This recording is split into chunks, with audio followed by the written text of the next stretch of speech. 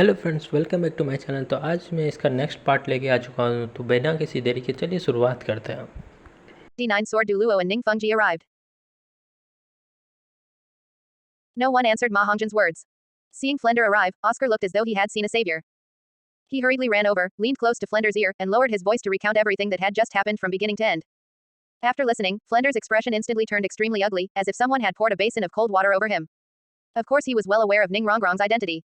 She was the most pampered daughter of schoolmaster Ning Fengji of the Seven Treasure Glazed Tile School, and the little princess whom the entire sect doted on like a precious treasure. If Ning Rongrong really called over the two-titled Duluo of the Seven Treasure Glazed Tile School, let alone Dai Mubai, even he, the dean, would probably be implicated and suffer severe consequences. Thinking of this, Flender took a deep breath, walked quickly over to Ning Rongrong, lowered his posture, and tried to make his tone sound as calm as possible. Ning Rongrong, I already understand this matter. It is Dai Mubai's fault, and I will have him properly apologize to you.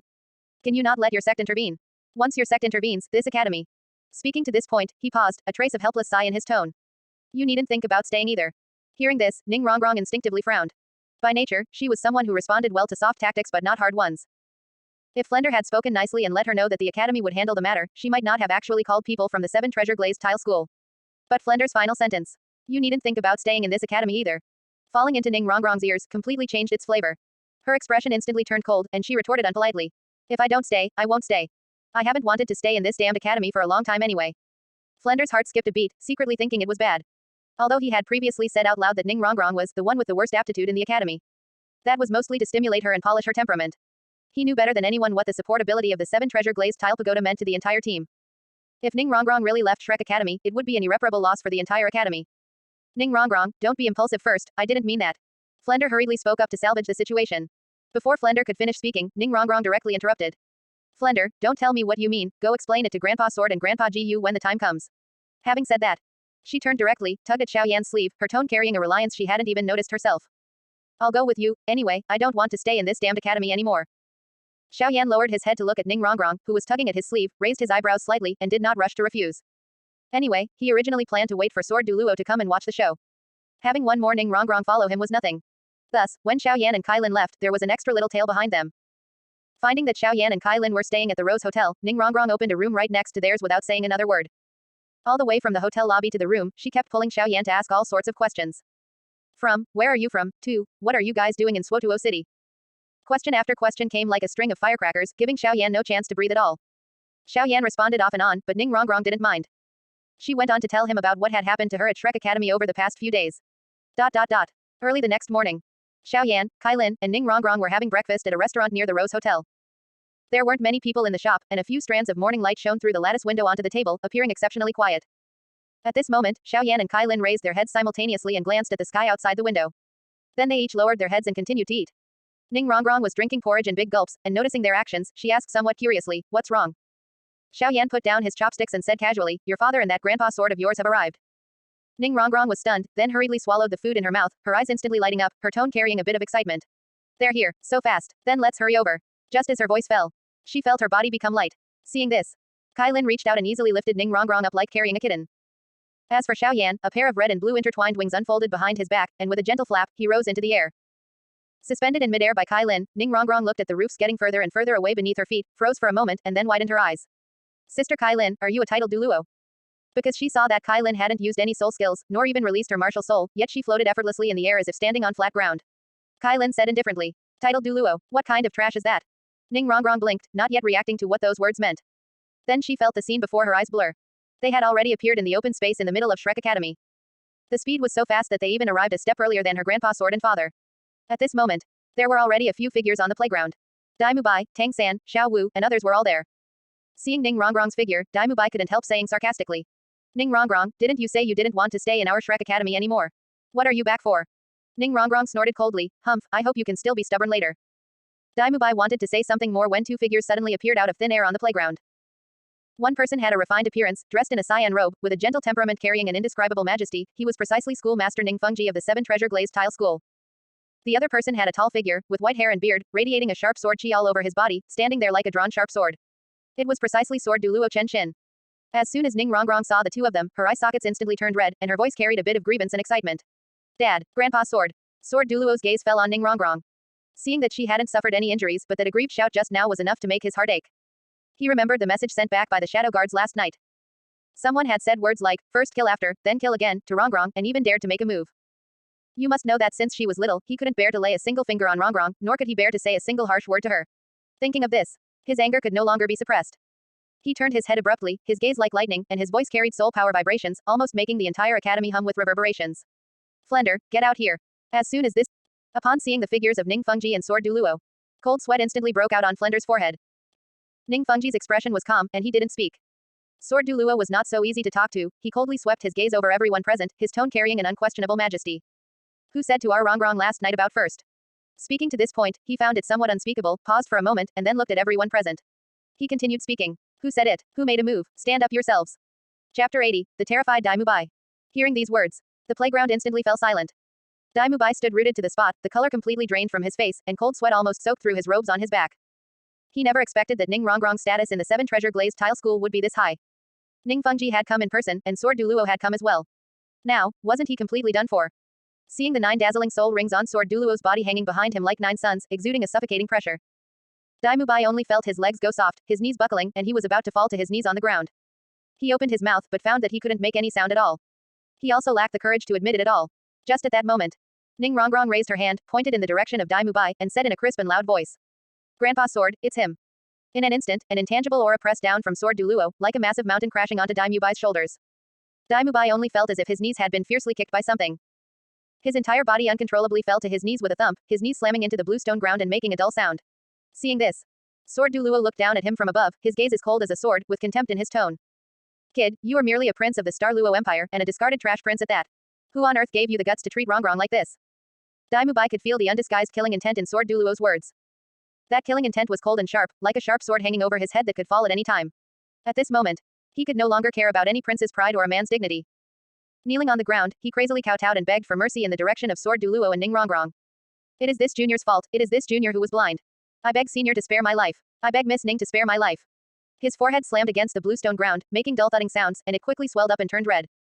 But he did not dare to stop, because he could sense that Sword Duluo's killing intent had not receded by even a fraction because of his pleas for mercy. Sword Duluo didn't take his apology to heart at all. In his eyes, a person who dared to say those kinds of words to Rongrong deserved to die 100 times over. He slowly raised his hand, condensing a fierce sword chi at his fingertips.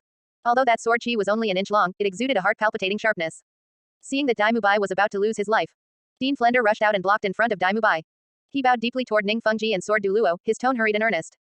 Schoolmaster Ning, Crown Chen Shin, please show mercy. Saying this, he wiped the cold sweat from his forehead and continued speaking at a rapid pace.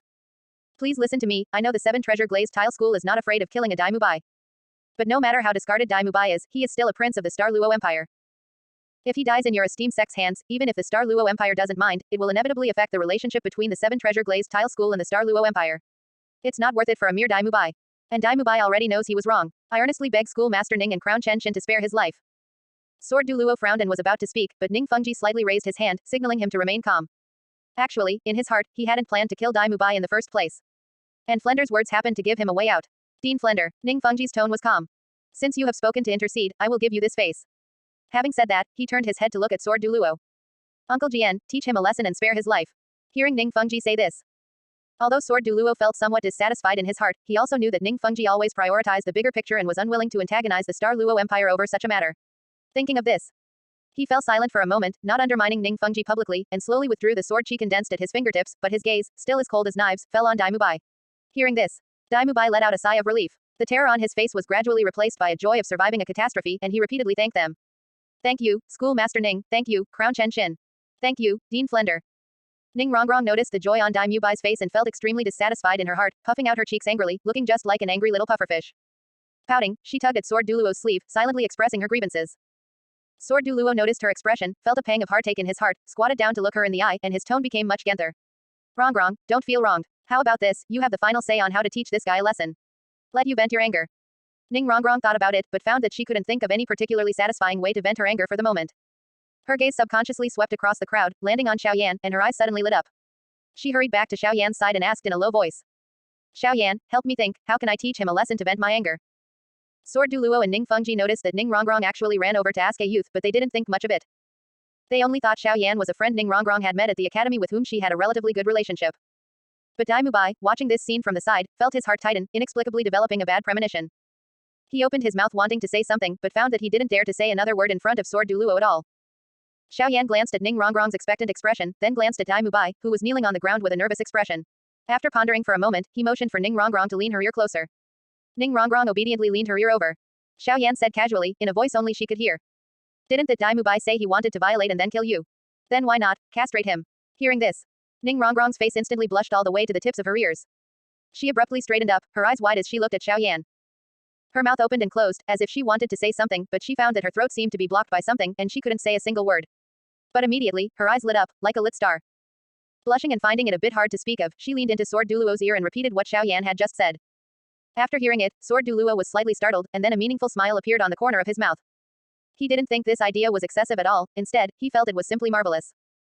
Making this guy, who dared to defile Rongrong with such vulgar language, permanently lose his symbol as a man was even more satisfying than killing him.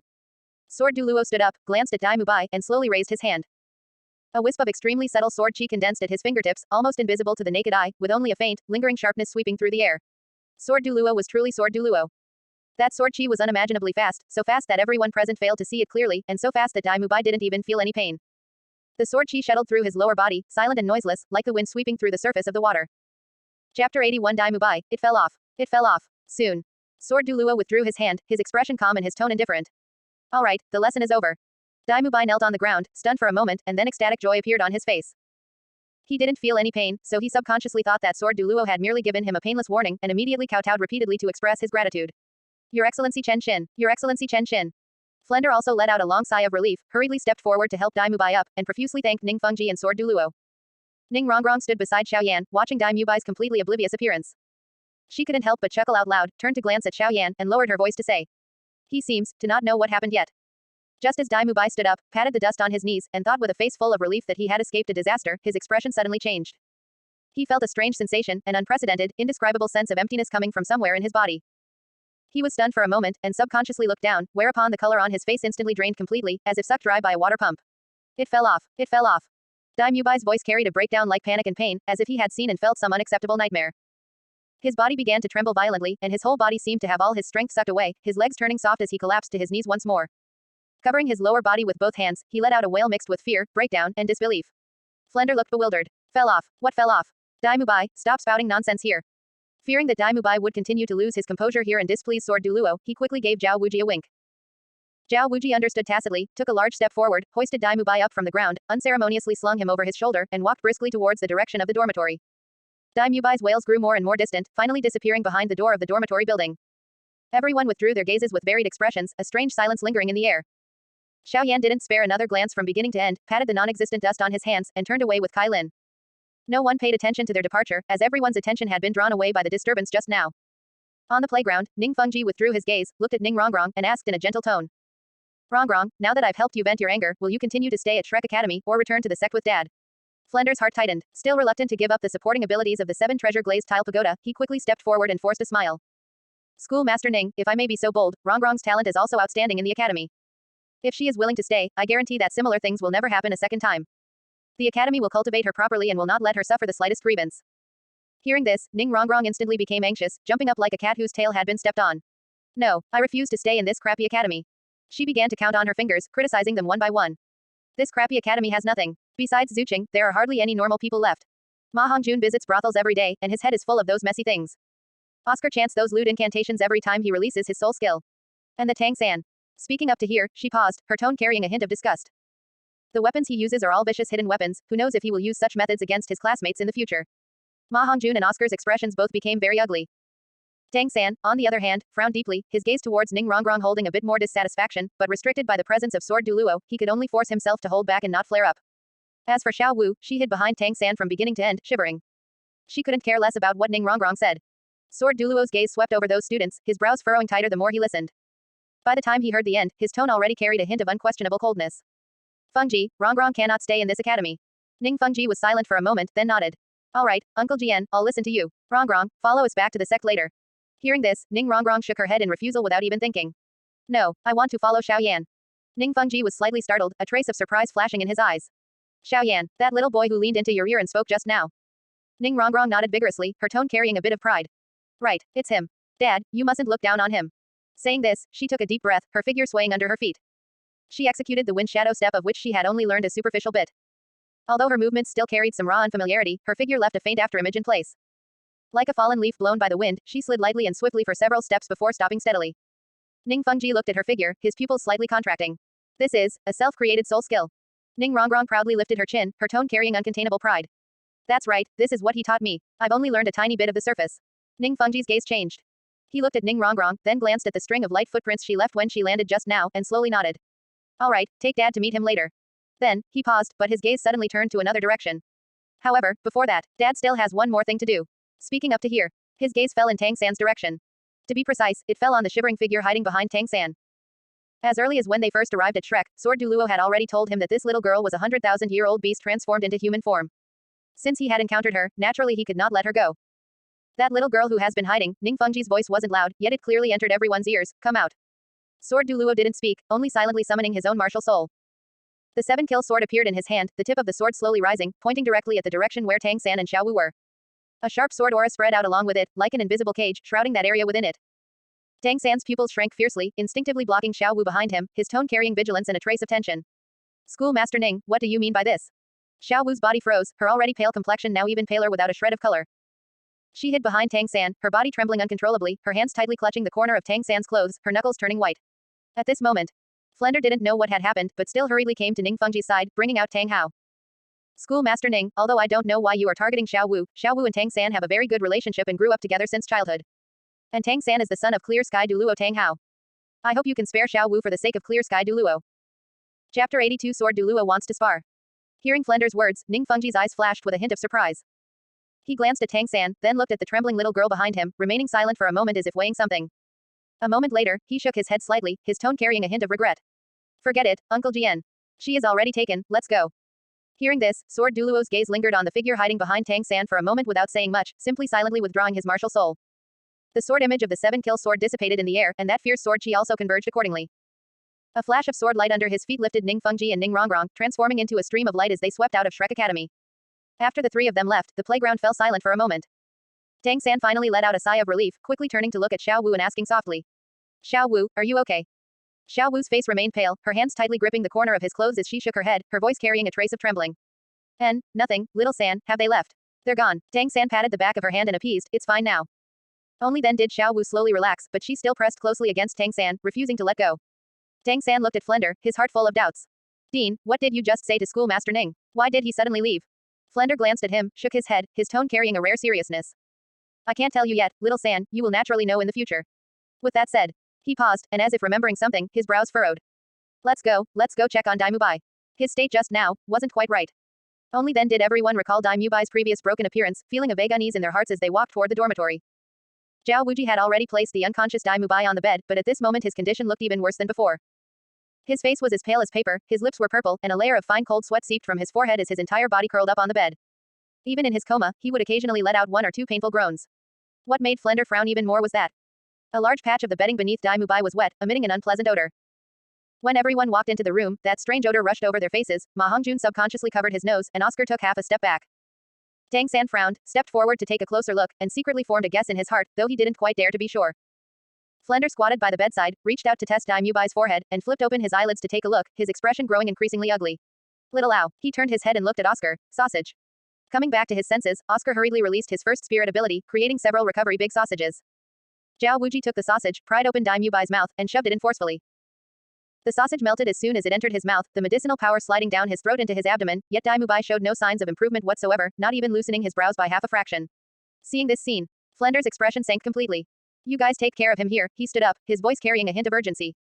I'll go find a healing spirit master. With that said, his martial soul possessed him, the horned owl possessing his body, and with a flash of his figure, he disappeared inside the room. In the room, several people looked at each other, a heavy silence permeating the air. Meanwhile, on the other side, inside a room at the Rose Hotel, Ning Rongrong familiarly pushed open the door and walked in quickly, her face carrying a hint of excitement. Xiao Yan, my dad and Grandpa Sword are here. Xiao Yan was sitting by the window drinking tea, while Kai Lin leaned against the windowsill on the other side, her gaze looking out the window listlessly. Hearing Ning Rongrong's voice, he put down his teacup and raised his head to look. Ning Fengji and Sword Duluo walked into the room one after another. Ning Fengji sized up Xiao Yan, a trace of curiosity flashing in his eyes. The young man in front of him looked even younger than Rongrong, dressed plainly, yet his demeanor carried a composure mismatched with his age. Sitting there, facing a sect master and a titled Duluo, he showed not the slightest bit of tension or awkwardness, and didn't even have any intention of standing up. Ning Fengji's heart stirred slightly. Did he have backing, or was he just arrogant in his youth? You are Xiaoyan, he asked, his tone peaceful. Xiaoyan nodded without any superfluous pleasantries, responding in a flat tone. That's right, please sit, Schoolmaster Ning. Ning Fengji didn't mind his attitude either, sitting down on a nearby chair. Ning Rongrong stood beside Xiaoyan, as if afraid that her dad and Grandpa Sword would do something to Xiaoyan, and proactively explained. Dad, Grandpa Sword, he's the person who taught me Wind Shadow Step. Don't look at him as young, he's very powerful. Ning Fengji glanced at her, his gaze falling back onto Xiaoyan. Little friend Xiaoyan, I wonder who your master is. That self-created movement technique.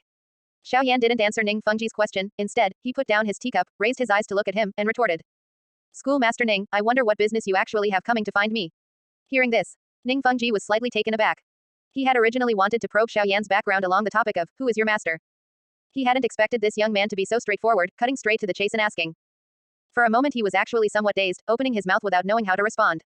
Just at this moment, Sword Du Luo, standing behind Ning Fengji, suddenly turned extremely solemn in expression. His gaze shifted away from Xiaoyan. Landing on Kai Lin, those vicissitudes experienced eyes carried an unprecedented vigilance. Previously at Shrek Academy, although he had noticed Kai Lin, he hadn't paid too much attention to her.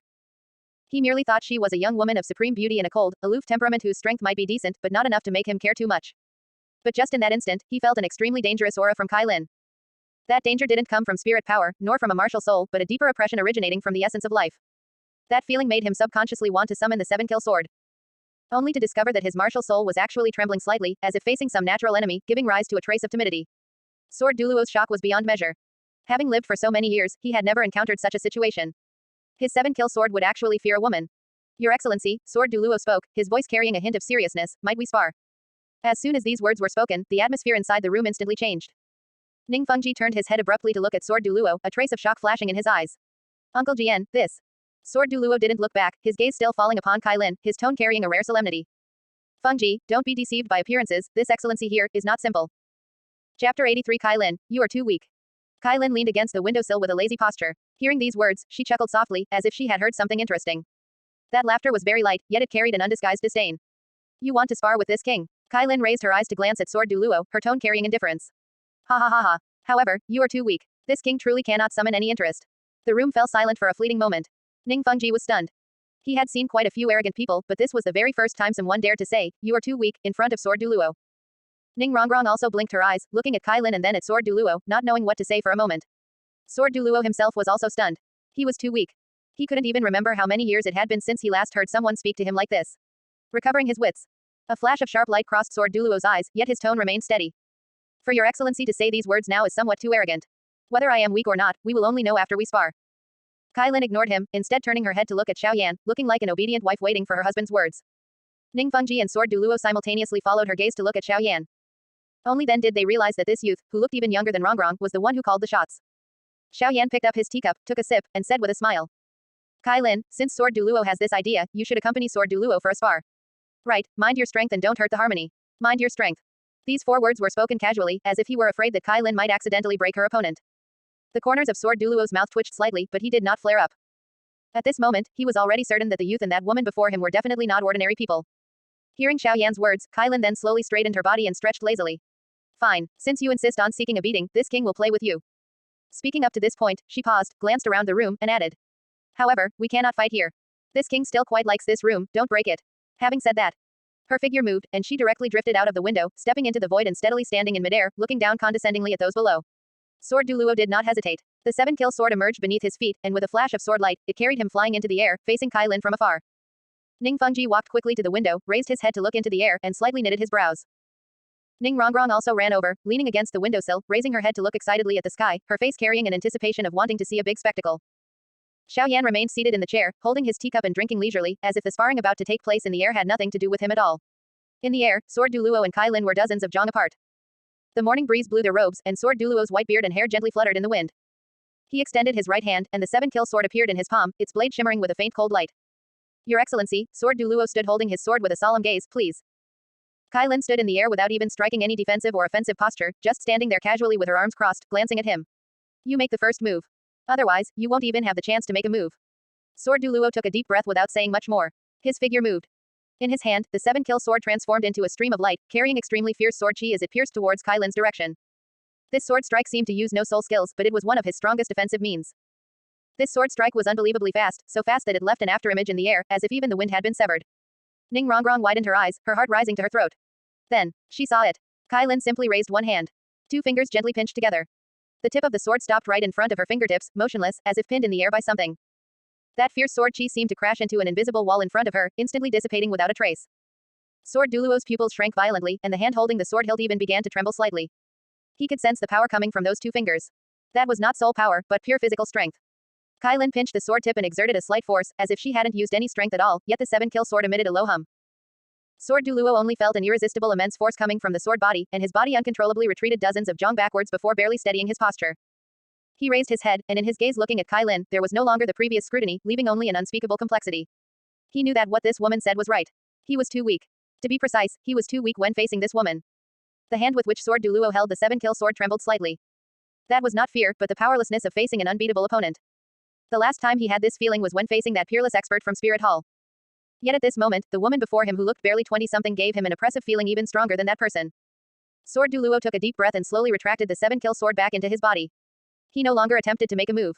It wasn't because he was scared, but because in that very instant he had understood a fact. Within the powerhouse system he recognized, a titled Duluo already stood at the absolute pinnacle of the continent. Yet the feeling this woman gave him was as if she stood upon a level he could completely never reach. Your Excellency's strength is unfathomable, this humble one, is convinced from the bottom of my heart.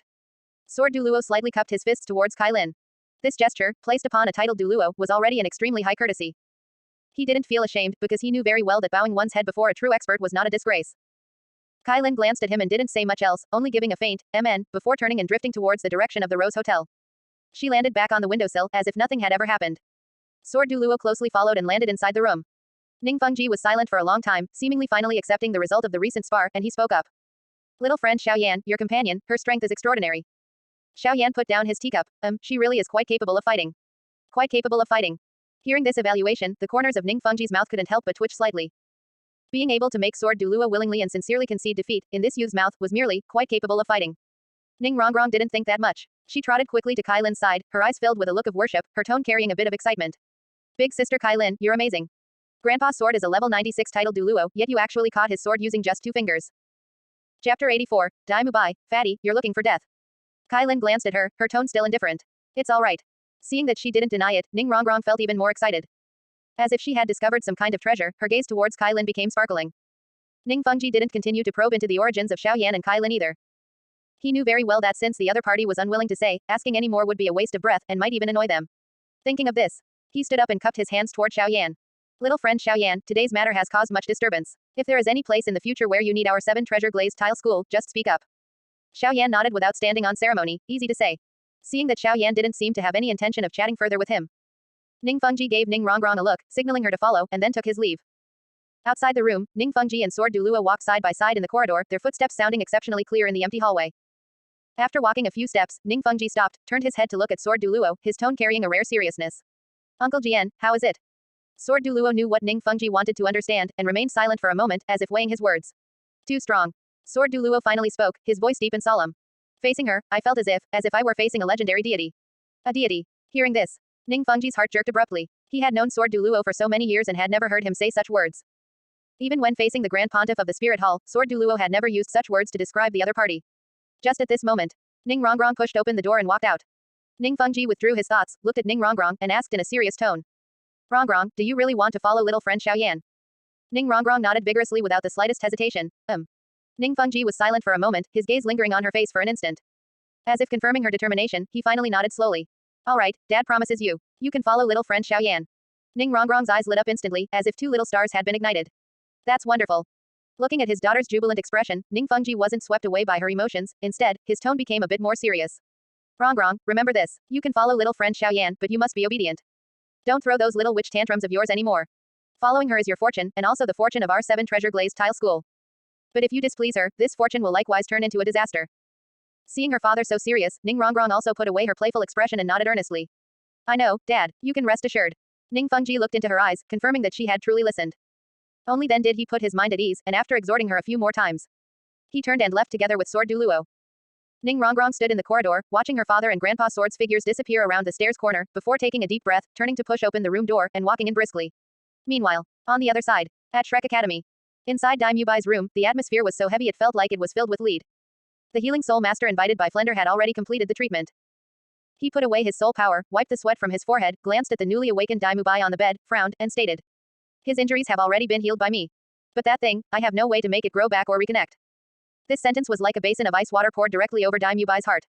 He was already awake, hearing every single word clearly. He jerked upright from the bed, the expression on his face shifting from blankness to disbelief, and from disbelief to hysterical fury. Impossible. Absolutely impossible. You have no ability yourself, stop talking nonsense, damn it. The healing soul master was respected everywhere he went on ordinary days. At this moment, being pointed at and scolded by a young man, his face also darkened, and he sneered. If it can't be reconnected, it can't be reconnected. It's useless for you to roar at me. If you ask me, the person who cut off your lower parts had extremely brilliant methods. Why would someone want to cut off that thing of yours? It must be because you did something disgusting. Cutting off that thing of yours is also eliminating a scourge for all the women in the continent. You. Hearing this, Daimubai's face turned liver-colored, his eyes bloodshot, resembling a beast thoroughly enraged. He violently lifted the quilt wanting to rush down the bed, but whether because of suddenly lacking a certain thing making it hard to maintain balance, or for some other reason. His body staggered and he almost fell to the ground, yet he was still roaring in his mouth. I'm going to kill you. Kill you. Seeing this, Flender felt his scalp tingle, and hurriedly stepped forward to press Daimubai back onto the bed. He quickly covered his mouth, signaling Zhao Wuji with his eyes to take the healing soul master out. Understanding the hint, Zhao Wuji hurriedly pulled the healing soul master to walk quickly out of the room. Flender let go of his hand, chased out after them, and accompanied it with smiles and polite words. Finally, enduring the pain, he pulled out 2,000 gold soul coins from his bosom and shoved them into the healing soul master's hands. Only then did the other party give a cold snort and leave without looking back. When Flender returned to the room, his face was as bitter as if he had eaten cactus root. He originally wanted to scold Daimubai a few words. 2,000 gold soul coins. That was his family fortune saved up for over half a year. But seeing Daimubai's desolate and lost appearance, the words that reached his lips were swallowed back down. In the end, he could only sigh and soften his voice as much as possible. Mubai, don't feel bad. Gone is gone, it's still better than losing your life. After finishing, he quickly signaled Ma Hongjun, Oscar, and the others, motioning for them to say some comforting words. Tang San and Oscar exchanged glances, neither of them spoke. They truly didn't know how to comfort him. When a man lost that symbol, in the future he could only squat to urinate. For this kind of matter, no matter what was said, no matter what comforting words were spoken, they appeared pale and powerless. But Ma Hongjun clearly didn't think that much. He grew up mingling in the marketplace since childhood, had a screw loose in his head, and didn't filter his words through his brain much when speaking. Seeing that everyone wasn't speaking, he scratched his head and blurted out. Boss die, it's fine. Gone is gone, at worst in the future we won't be brothers. Speaking to this point, he paused and patted his chest. Be sisters and brothers. As his voice fell, the room instantly became so quiet that the drop of a needle could be heard. Oscar was closest to Ma Hongjun. His expression changed, and he hurriedly reached out to cover his mouth, but it was already too late. Daimubai heard it. His body stiffened for an instant, and immediately that pair of bloodshot eyes surged with an even more violent fury than just now. He abruptly raised his head, staring dead at Ma Hongjun, his voice squeezed out almost from between his teeth. Fatty, you're looking for death. White Tiger Vajra transformation. A dazzling white light erupted from his body, causing the tables and chairs inside the room to shake violently. Chapter 85, Re-encountering Du Guyan, gifting a medicinal pill. Ma Hongjun was so frightened that he retreated repeatedly, wanting to open his mouth to explain, only to find that his mouth was tightly covered by Oscar, making it completely impossible for him to speak. Flender's expression changed drastically, and he hurriedly rushed forward, pressing down on Daimubai's shoulder with one palm to forcefully interrupt his soul skill, shouting. Daimubai, he is your classmate, he didn't mean it. Being held down, Daimubai's body trembled violently a few times, and finally, as if he had lost all his strength, he went limp, collapsed onto the bed, and closed his eyes. The room fell into silence once again. A few days later. Glazed fist. Ning Rongrong let out a sweet cry, her right fist enveloped by a layer of glazed-colored light, crystal clear as if wrapped in a layer of crystal. She took a deep breath, raised her small fist, and smashed it toward the rock in front of her that was even bigger than her entire person. Bang! With a muffled sound, stone chips flew everywhere. Ning Rongrong withdrew her fist, leaving a smooth-edged fist imprint about 2 to 3 centimeters deep on the cyan gray boulder. Ning Rongrong was stunned for a moment, then lowered her head to look at her own fist, and then looked at the fist imprint on the stone, her eyes opening wider and wider. Ha ha ha, she couldn't help laughing out loud, her laughter carrying a sense of unprecedented smugness. From now on, this young lady is also a support soul master with offensive means. She turned around excitedly, threw herself into Kai Lin's arms, wrapped her hands around her waist, and buried her face on Kai Lin's shoulder, her voice carrying a spoiled, coquettish gratitude. Sister Kai Lin, thank you. Kai Lin was hit squarely by her pounce, but she didn't push her away, merely reaching out to pat the back of her head, her tone still maintaining that indifferent look. All right, get up, don't wrinkle my clothes. Ning Rongrong gave a chuckle, released her hands, and took 2 steps back. She couldn't help but raise her small fist again to look at it back and forth, the smile at the corners of her mouth unable to be suppressed no matter what. Standing to the side and watching this scene, Xiao Yan shook his head and said nothing. One had to admit that although Ning Rongrong had the personality of a little demoness, her skill at coaxing people and acting coquettishly was not inferior in the slightest. These past few days, Ning Rongrong had pestered Kai Lin every day, accompanying her shopping and dining, her mouth as sweet as if it had been smeared with honey. Although Kai Lin was cold and detached on the surface, she was clearly quite receptive to being coaxed. Otherwise, she wouldn't have given this profound low-tier dough technique, glazed fist, which had been gathering dust in her storage ring for who knows how many years, to Ning Rongrong. This afternoon, inside an accessory shop on the west street of Swotuo City. The shop was not big, but the decoration was exquisite, and various accessories were displayed in the counters. There were silver ones, jade ones, and ones inlaid with gemstones, emitting a warm and gentle luster under the warm yellow lighting. There were no other customers in the shop, only two figures standing in front of the counter, lowering their heads to look at a small jade pendant. One woman had a bewitching figure, with a head of pitch black long hair draped over her shoulders, and a few traces of laziness and charm between her eyebrows. The other had a cold and aloof temperament, wearing a long white dress with a clear and pretty face, and an indifferent expression, as if she didn't care much about everything around her. These two women were precisely Du Guyan and Yi Lingling. Du Guyan was turning her head to talk to Yi Lingling, her gaze casually sweeping past the doorway, and then, her line of sight paused. She saw a familiar figure. A figure she had been searching for a long time, one that frequently surfaced in her mind. Xiao Yan was walking into the shop door, with Kai Lin walking on his left and Ning Rongrong following on his right. They were eagerly sizing up the accessories inside the counter. Du Guyan was stunned for a split second, subconsciously rubbing her eyes, thinking she had seen wrong. Seeing her suddenly stop talking, Yi Lingling gently called out, Yan Yan. Du Guyan did not answer. Her entire person transformed into an afterimage, darting out from in front of the counter. Almost in an instant, she lunged before Xiao Yan, opened her arms, and tightly hugged him. Little brother Xiao Yan. Her voice was filled with excitement, along with a trace of indescribable grievance. Where on earth did you go these past 6 years? Xiao Yan was hugged squarely by her, and for a moment he didn't quite react. Ning Rongrong at the side saw this scene and blinked her eyes. In her heart, she felt both envy and admiration. She looked at Kai Lin, and then looked at Du Guyan who was pouncing into Xiao Yan's arms, thinking secretly in her heart. This woman is way too daring, actually daring to directly hug Xiao Yan right in front of sister Kai Lin. Xiao Yan did not directly answer Du Guyan's words, but only gently patted her shoulder, signaling her to release her hands. Some matters delayed me. Right, have you been well during this period? Hearing this, Du Guyan only then snapped back to her senses, realizing that she had lost her composure somewhat. She hurriedly released her hands and took half a step back, her earlobes slightly flushing red, but her gaze still fell on Xiao Yan. I'm very well. As for you, the moment you disappeared it was for 6 years, without even a single message. My grandfather often talks about you. Speaking up to here, she suddenly remembered an important matter and hurriedly asked. Right, where are you living right now? Xiao Yan did not conceal it, Rose Hotel. Hearing this, Du Guyan's eyes suddenly lit up, her face full of pleasant surprise. That's great, our royal fighting team is also in Swotuo City right now. Saying this, she turned her head to look at Yi Lingling, who had been standing quietly behind her, and spoke. Lingling, please go back and tell teacher Qinming that I've met a friend and will return to the team a bit later. Yi Lingling glanced at Xiao Yan, then glanced at Du Guyan, nodded, her voice cold and concise. All right, Yan Yan. After finishing, she turned around and left the accessory shop, her pace light as she quickly disappeared outside the door. But at this moment, she understood in her heart why team captain Yu Tianeng had pursued Du Guyan for so long, yet Du Guyan couldn't care less about him. Turns out the root of everything was this person named Xiao Yan. After sending Yi Lingling off, Du Guyan followed Xiao Yan's group back to the Rose Hotel. Just as they entered the room, Du Guyan hadn't even had time to sit down and start reminiscing. Xiao Yan took out a jade box from his storage ring and handed it in front of her. Du Guyan was slightly stunned, took the jade box, and opened it to take a look. Lying inside was a medicinal pill that was completely round and warm in color, exuding a faint refreshing fragrance. Just smelling it made one's spirits perk up. What is this? Du Guyan raised her head somewhat doubtfully. It looks a bit like my poison pill. Xiao Yan explained. It looks similar, but its function is worlds apart from your poison pill. This is a medicinal pill refined using the medicinal herbs from your grandfather's medicine garden. Last time I left in a hurry and hadn't had time to refine it for you yet. Afterwards, when it was refined, I didn't have the chance to hand it over to you. Since we happened to run into each other this time, I'll give it to you. Hearing this, Du Guyan hurriedly closed the jade box and handed it back. No need, you have already helped me and my grandfather too much. Those were transactions between you and my grandfather, and they originally belonged to you. How can I? Xiao Yan shook his head, did not take back the jade box, and said in a serious tone. I still have more of this medicinal pill here, just accept it. Originally, my initial plan included a share for you. Moreover, I estimate that after you ingest this medicinal pill, not only can it enhance your aptitude and consolidate your foundation, but perhaps it can even allow your martial soul to evolve once more.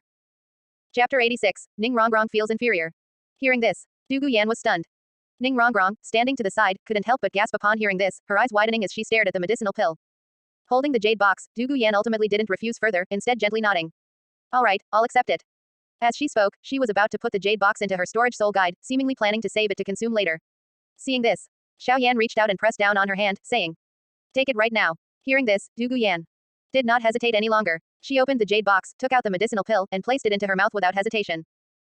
The pill melted the moment it entered her mouth, transforming into a warm and majestic medicinal force that slid down her throat into her abdomen, then spread out to her limbs and bones. Du Guyan only felt her whole body grow warm, as if she were soaking in warm spring water, and the soul power within her body began to climb at a steady and firm pace. She closed her eyes, sat cross-legged, and stopped speaking, concentrating on sensing the changes within her body. About an hour later, Du Guyan slowly opened her eyes, a flash of pleasantly surprised light crossing them, and said with an excited tone. Xiao Yan, I'm at level 50. Hearing this, Xiao Yan nodded, a look of his expected appearing on his face, and then said. It's far too early for you to be happy now, there should still be residual medicinal power remaining inside your body. Only after you absorb your 5th soul ring will its true effect be unleashed. Speaking to this point, Xiao Yan paused for a moment and added. Right, release your martial soul and let's take a look. Du Guyan did not hesitate. With a thought, the phantom of the green phosphor serpent martial soul emerged behind her. Compared to before, the size of that green giant snake hadn't changed much, but its aura was clearly stronger by more than a notch. The luster on its scales was deeper, and the light in its serpentine pupils was sharper. But what surprised Du Guyan the most was that she quickly discovered an exquisite, petite crown had appeared on top of the green phosphor serpent's head.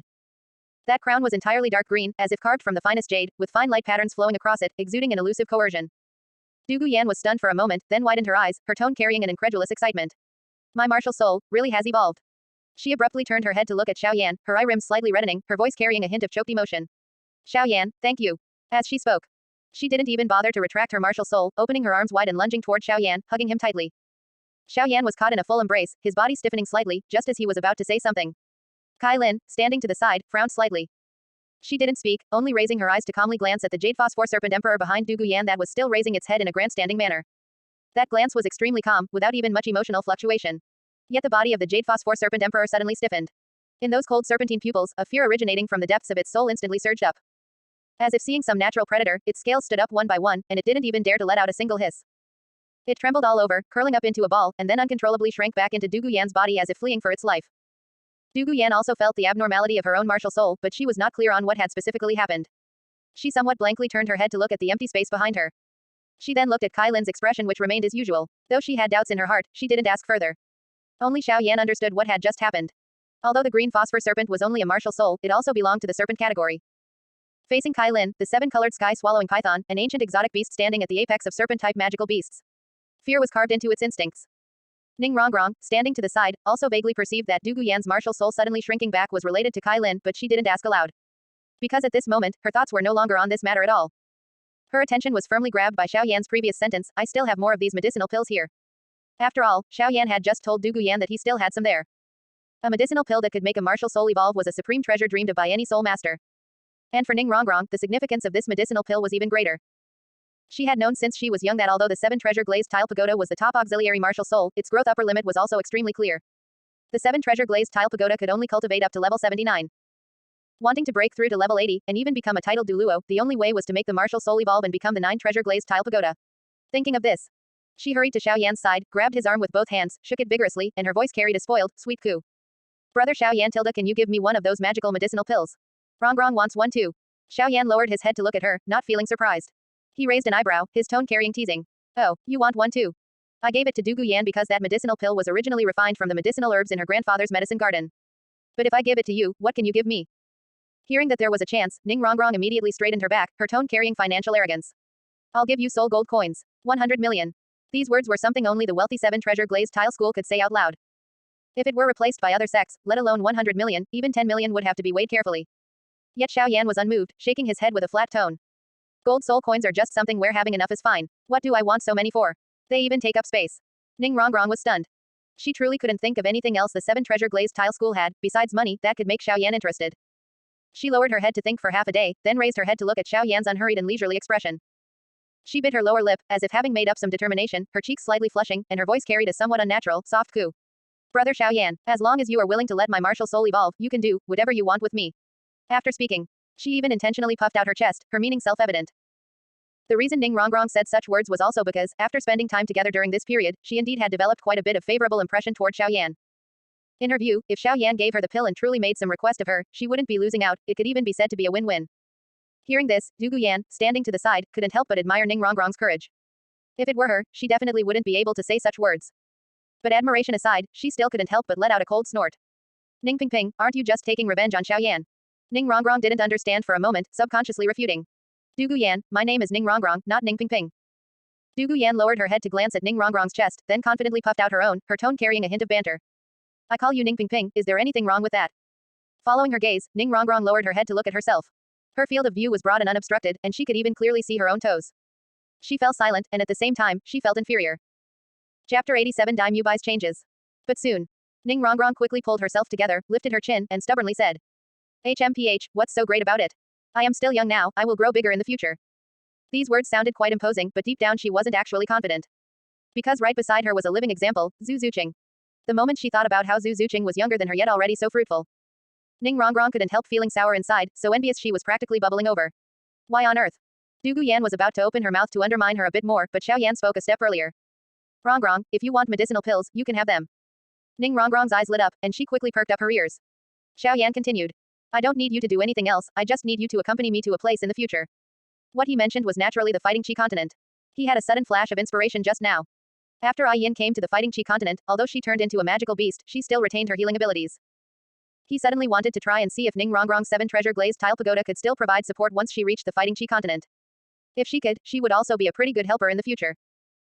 Ning Rongrong didn't know what he was thinking, only assuming they were going to some fun place, and nodded excitedly over and over, as if afraid he would go back on his word. No problem, anywhere is fine. Seeing that she agreed so readily, Xiao Yan didn't say anything more, took out a jade box from his storage ring, and casually tossed it over. Ning Rongrong's eyes lit up. Without even using her hands to catch it, she directly opened her mouth, accurately caught the medicinal pill in her teeth, tilted her neck back, and swallowed it down. The medicinal pill melted instantly upon entering her mouth, and its medicinal power rapidly dispersed within her body. Ning Rongrong closed her eyes, sat cross-legged, and felt that warm current inside her body wandering through her meridians, her soul power climbing at a speed visible to the naked eye. About an hour later, she slowly opened her eyes, abruptly stood up, and the very first thing she did was summon her martial soul. A 9-layered pagoda flashing with brilliant colored light slowly rose in her palm, its entire body circulating with a warm and soft luster. Every single layer emitted different colors, even more exquisite and dazzling than the previous 7-layered pagoda. It was as if it had transformed from an ordinary item into a divine artifact. She stared blankly at the pagoda in her hand, her lips trembling slightly, and then began to count. 1, 2, 3, 8, 9. 9 layers. My martial soul has evolved. Now it is the 9 treasure glazed tile pagoda. Her voice carried a wild joy that burst forth from the bottom of her heart, and even her eye sockets turned slightly red. She abruptly turned around, pounced toward Xiao Yan, puckered her lips, and was about to kiss him on the face. But her lips didn't even have time to touch Xiao Yan's face. Before she could, she saw a slender, fair hand, a hand she was very familiar with. Last time, this hand used 2 fingers to pinch and hold Grandpa Sword's 7-kill sword. And this time, this hand flicked precisely against her forehead. Snap. A crisp snapping sound carried a just right amount of force. It wasn't heavy enough to injure her, but it was enough to make her feel the taste of pain.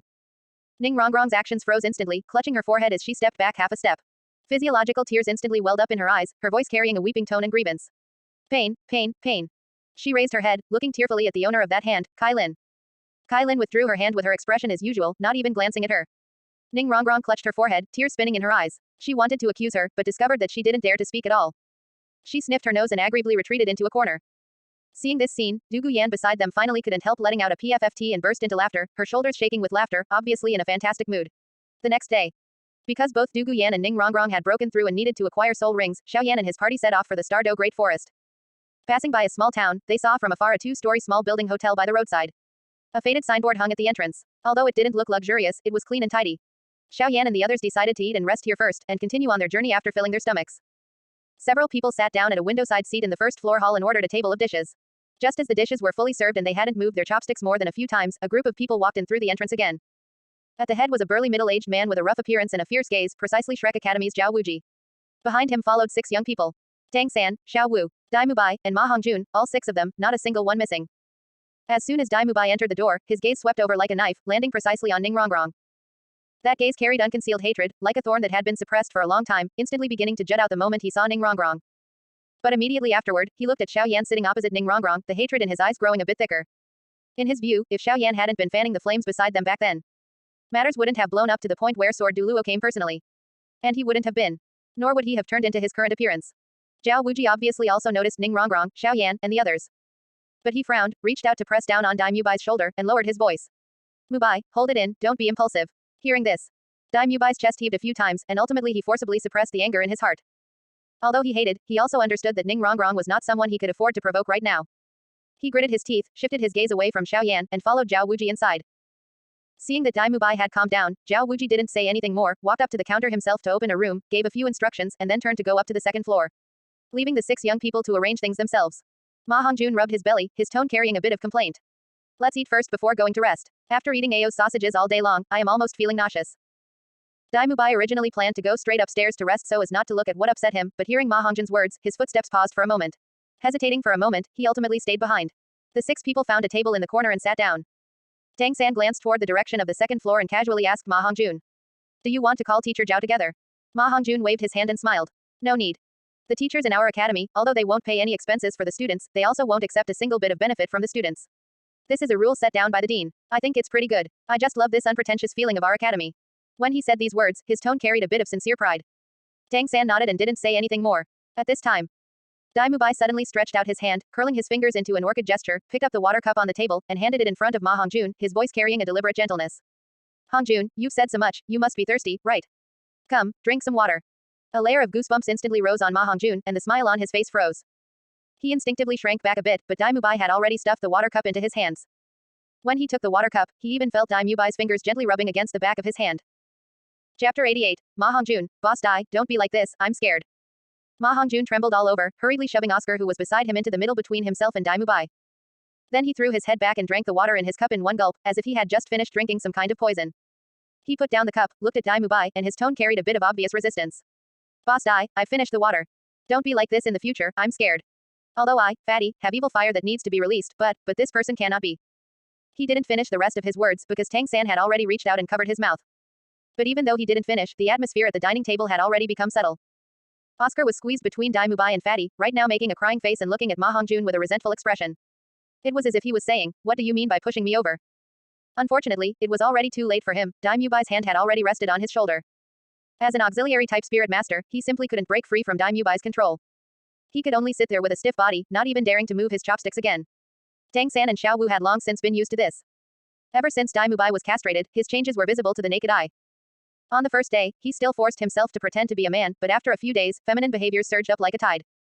He walked mincingly, his voice became softer and softer, and from time to time he curled his fingers into orchid gestures. In these past 2 days, he even began to develop a clear interest in the males around him, especially towards Ma Hongjun, for whom he seemed to have a special preference. As for the reason, Tang San guessed privately that it might be because Ma Hongjun had evil fire in his body, and his yang energy was exceptionally vigorous. It had an inexplicable attraction to Dai Mubai's current state. Only one person did not notice Dai Mubai's changes. Zhu Zuqing. Ever since she learned that Dai Mubai was castrated, Zhu Zuqing had felt sorrow and despair for her future destiny. She deliberately avoided Dai Mubai, trying her best not to interact with him. As long as she didn't look at that appearance of his, it was as if she could pretend nothing had ever happened. But at this moment, she witnessed this scene with her own eyes. Dai Mubai, with his fingers curled in orchid gestures and his voice carrying deliberate gentleness, was touching Ma Hongjun's skin. Zhu Zuqing's hand holding the chopsticks paused slightly. She put down her chopsticks, frowned tightly, and her tone carried an undisguised disgust. Disgusting. The voices at the dining table instantly quieted down. Dai Mubai's expression suddenly sank. He turned his head to look at Zhu Zuqing, his voice carrying anger.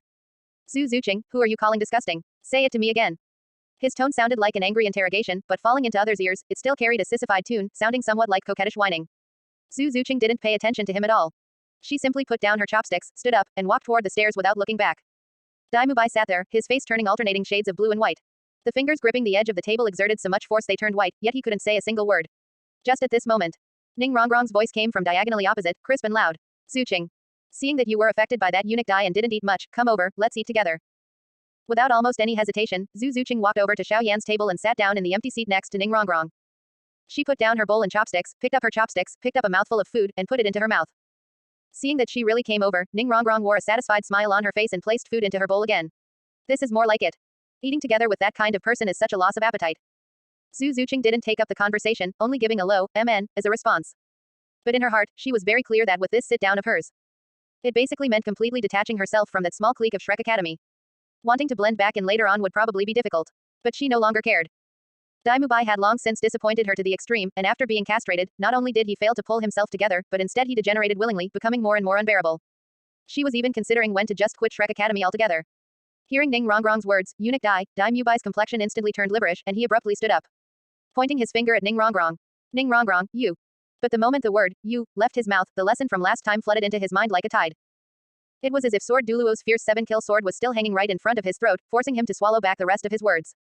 He kept his mouth open as if someone had choked him by the neck, unable to spit out a single word. Seeing him like this, instead of restraining herself, Ning Rongrong hooked the corner of her mouth into a mocking smile. Her tone carried a somewhat deliberately prolonged tune. Eunuch Dai, what are youing about? Considering that we used to be classmates for a few days. After you graduate from Shrek Academy in the future, I can have my dad introduce you. To go to the inner court of the Heaven Do Empire to be a chief eunuch. Inner court, eunuch Dai, chief eunuch. These 3 phrases combined together clearly meant telling him to go be a eunuch. Dai Mubai's complexion turned from liberish to deathly pale, his chest heaving violently a few times, and he almost couldn't hold back spitting out a mouthful of fresh blood. He abruptly slammed the table and stood up, about to pounce toward Ning Rongrong as if he wanted to tear her to pieces. Tang San was quick-witted and fast-handed, hurriedly pressing down on Dai Mubai's shoulder and soothing him in a low voice. Boss Dai, calm down. Enduring what ordinary people cannot endure makes one a real man. A real man. Little San, he called me a real man. Hearing these 3 words, Dai Mubai's movements paused.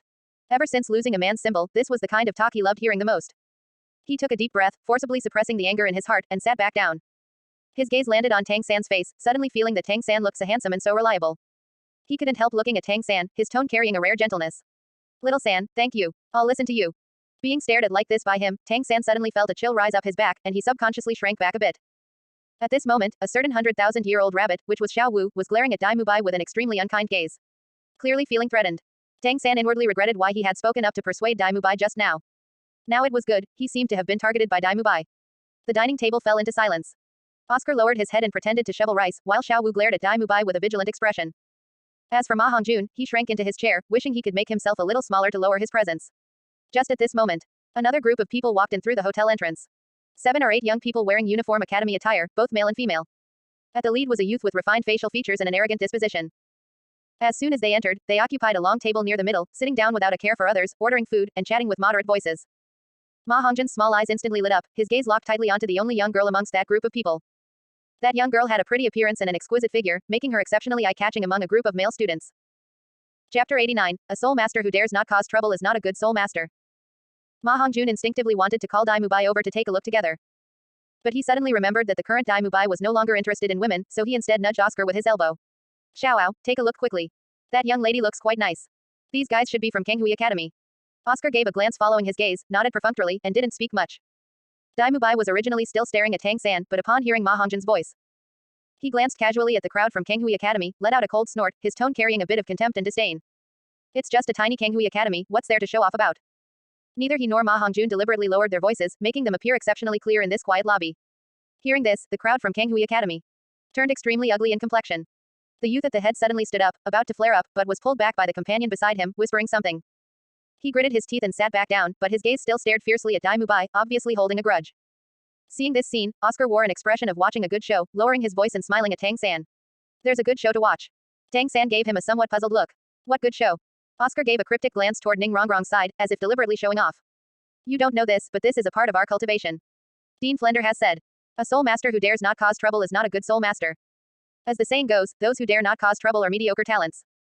These words were spoken at a moderate volume, just loud enough for the neighboring tables to hear. Hearing this, Xiao Yan couldn't help letting out a chuckle and took a sip from his teacup. He turned his head to look at Ning Rongrong. Rongrong, evaluate this sentence. Ning Rongrong picked up the words almost without hesitation, her tone carrying undisguised mockery. A soul master who dares not cause trouble is not a good soul master. That's simply bullshit. What if you provoke someone stronger than yourself? What if you provoke a titled Duluo? You must think your life is too long. In my eyes, the meaning of this sentence is clearly, a soul master who dares not court death is not a good soul master. She curled her lips, her tone carrying a sort of relieved disgust. This young lady withdrawing from this lousy academy was indeed the right choice. Sitting to the side, Zhu Zuqing heard these words, though she didn't speak up in agreement. But her hand holding the chopsticks paused slightly, and then she nodded lightly, as a token of agreement. At this moment, her determination in her heart to withdraw from Shrek Academy became a bit more steadfast. Oscar didn't hear clearly what was said over at Xiao Yan's side, his attention was still placed on Kanghui Academy, anticipating what would happen next. Tang San, however, heard Oscar's words, couldn't help smiling, and said in a low voice. Our Lord Dean's words can almost form a collection of monster quotes. As the voice fell, the leading youth from Kanghui Academy finally couldn't hold back anymore. He suddenly stood up and strode toward the table where Tang San and the others were. His gloomy gaze stared fixedly at Dai Mubai, obviously coming for that sentence just now, what's there to show off about? Coincidentally at this time, a waiter walked past carrying a plate of hot dishes. Seizing the opportunity, the youth intentionally bumped sideways, causing the waiter's hand to shake, and the entire plate of dishes spilled toward Dai Mubai's head.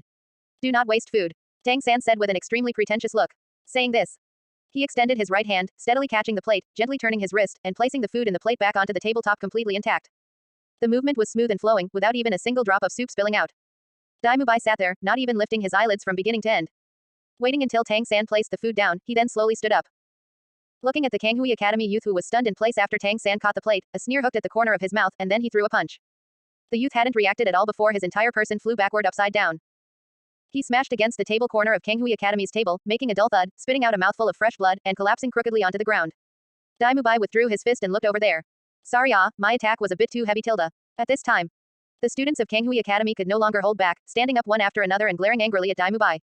Several people even released their martial souls, showing a posture of fighting to the death. The leading accompanying teacher, Yi Zicho, reached out to block the students behind him, his expression as gloomy as if water could drip out. He looked at Dai Mubai, Tang San, and the others, his tone carrying unconcealable anger.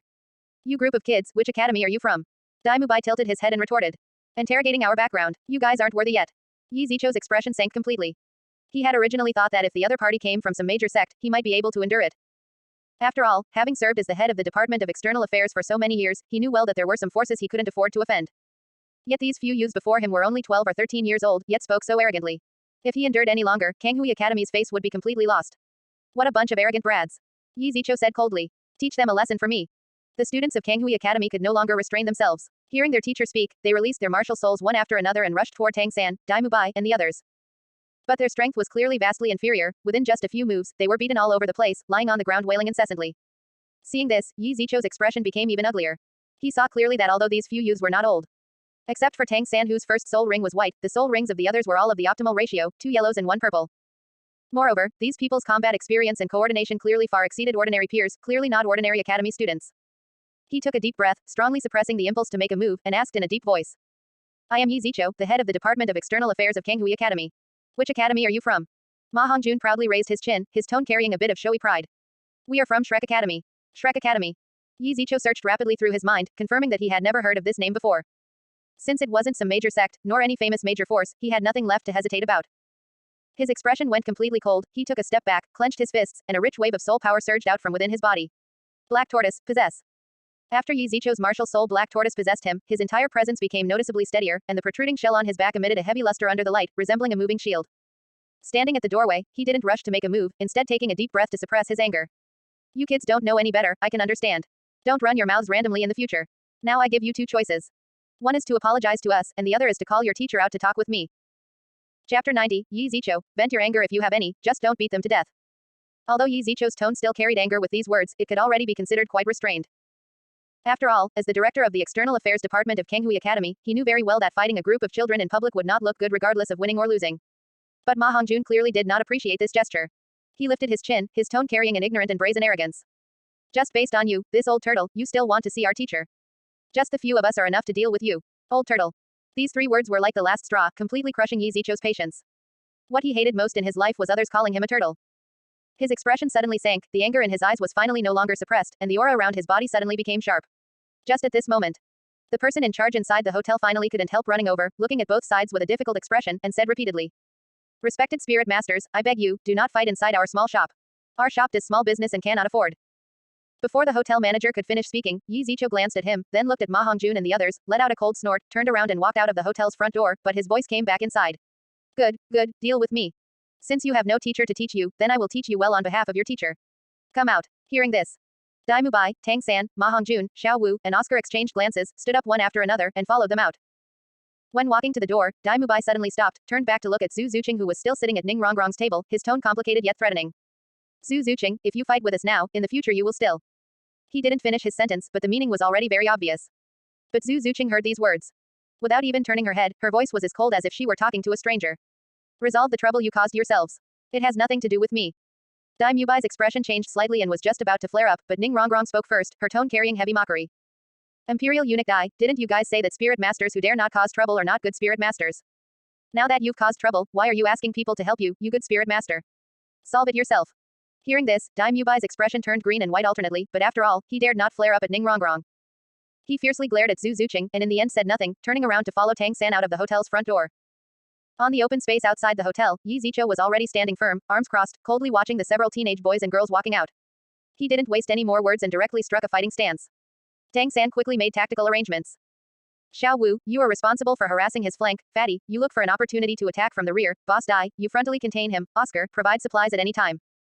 According to Tang San's arrangements, the 5 quickly dispersed, forming an encircling momentum, each releasing their martial soul to launch an attack on Yi Zichou. At the beginning, their cooperation was still considered smooth. Dai Mubai frontally resisted hard, utilizing the power of the White Tiger martial soul to parry with Yi Zichou. Xiao Wu relied on agile footwork to continuously harass the flank. Ma Hongjun's fiery phoenix martial soul spewed flames from the rear, attempting to find a flaw. But the defense power of Yi Zichou's mysterious turtle martial soul was simply too strong. Standing in the middle of the field, he was like a moving fortress, letting the attacks of several people fall on his body, only shaking slightly without even retreating half a step. After a few rounds, Dai Mubai's physical strength consumption accelerated noticeably, and Xiao Wu's harassment also began to become strenuous. Tang San wanted to use hidden weapons to find an opportunity, but Yi Zichou's defense was too tight, ordinary hidden weapons simply could not pierce through his heavy carapace. Seeing this, Tang San's heart sank, knowing that they could not drag this out any longer. With a flip of his wrist, a few dragon beard needles as fine as ox hair appeared between his fingertips. This was one of his trump cards and the only method he could think of to break through Yi Zichou's defense. But at the very moment he was ready to strike, a piece of meat that was originally still on Xiao Yan's chopsticks flew from nowhere, accurately smashing onto his wrist. The force was not heavy, but it interrupted his action just right, preventing the dragon beard needles in his hand from being launched in time. Tang San's wrist went numb, the hidden weapon slipped from his hand and fell to the ground. His pupils shrank sharply. But Tang San had no time to think more. Yi Zichou's attack had already arrived. A punch blasted out, hitting his abdomen dead center. Tang San only felt a huge force coming from his abdomen, and his whole body flew backward uncontrollably. He fell heavily to the ground, failing to catch his breath, and could no longer get up. Ma Hongjun panicked and couldn't help shouting. Teacher Zhao, why haven't you made a move yet? Before his voice fell, Yi Zichou's figure had already appeared in front of him, his voice carrying a hint of chilliness. Just now I told you to find a teacher, but you didn't. Looking for one now is too late. With another punch, Ma Hongjun fell to the ground in response. Following closely were Dai Mubai, Xiao Wu, and Oscar. All 5 of them were knocked down to the ground one after another, lying haphazardly on the open space outside the hotel, completely devoid of any counter-attacking strength. Ma Hongjun lay flat on the ground with blood streaks at the corner of his mouth, full of unwillingness and confusion. He struggled to raise his head and glanced towards the direction of the hotel's second floor. The windows of Zhao Wuji's room were tightly closed, the curtains motionless, without any movement. He began to mutter in his heart, Teacher Zhao should have known about the situation here long ago, why hasn't he come over to help? Could it be that he fell asleep? But he did not know that Zhao Wuji was already prepared to make a move back when they suffered a small loss and were clearly no match for Yi Zichou. He had even released his martial soul, ready to jump directly down from the second floor window. But at the very moment he was about to move, a powerful coercion quietly landed on him, like an invisible mountain, pinning him tightly onto the room's floor. Struggling to get up, he discovered that the coercion precisely suppressed him, preventing him from moving even a single finger. Lying flat on the floor, Zhao Wuji's expression was ashen, but a chill welled up in his heart. He clearly knew that he was completely no match for the other party, and couldn't even perceive who the other party was. He could only grit his teeth and lie there, watching the battle downstairs continue with his own eyes, listening to the screams of his students transmitted from outside the window, yet unable to do anything. Outside the hotel. At this time, under the treatment of the only female student, the students of Kanghui Academy recovered some of their injuries and walked out of the hotel one by one. Seeing Tang San, Dai Mubai, and the others lying haphazardly on the ground with no power to retaliate, this group of students from Kanghui Academy only felt a surge of gratification in their hearts. Some even felt eager to try in their hearts, wanting to go up and kick them a few more times. Yi Zichou stood aside, glanced at this group of students, did not stop them, and only said indifferently. Seeing how you look like this, fine, vent your anger if you have any, remember, don't beat them to death. Chapter 91, A Path to Certain Death. Every single one of you is walking a path to certain death. These words were like opening a floodgate. The boys of Kanghui Academy swarmed forward, surrounding Tang San, Dai Mubai, Ma Hongjun, and Oscar, fists and kicks raining down like raindrops. However, even though they showed no mercy in their attacks, they subconsciously avoided the only girl, Xiao Wu. After all, no matter how angry they were, raising a hand against a girl still felt somewhat inappropriate to them. Yet, just because they did not strike did not mean others wouldn't. The sole girl among the Kanghui Academy group was clearly the most furious of the group. She walked straight up to Xiao Wu, squatted down, grabbed her by the hair, lifted her face from the ground, and then raised her hand, slapping her unceremoniously. 1, 2, 3.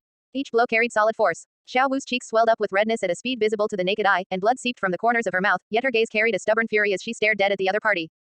That girl seemed provoked by her gaze, making her attack several times heavier.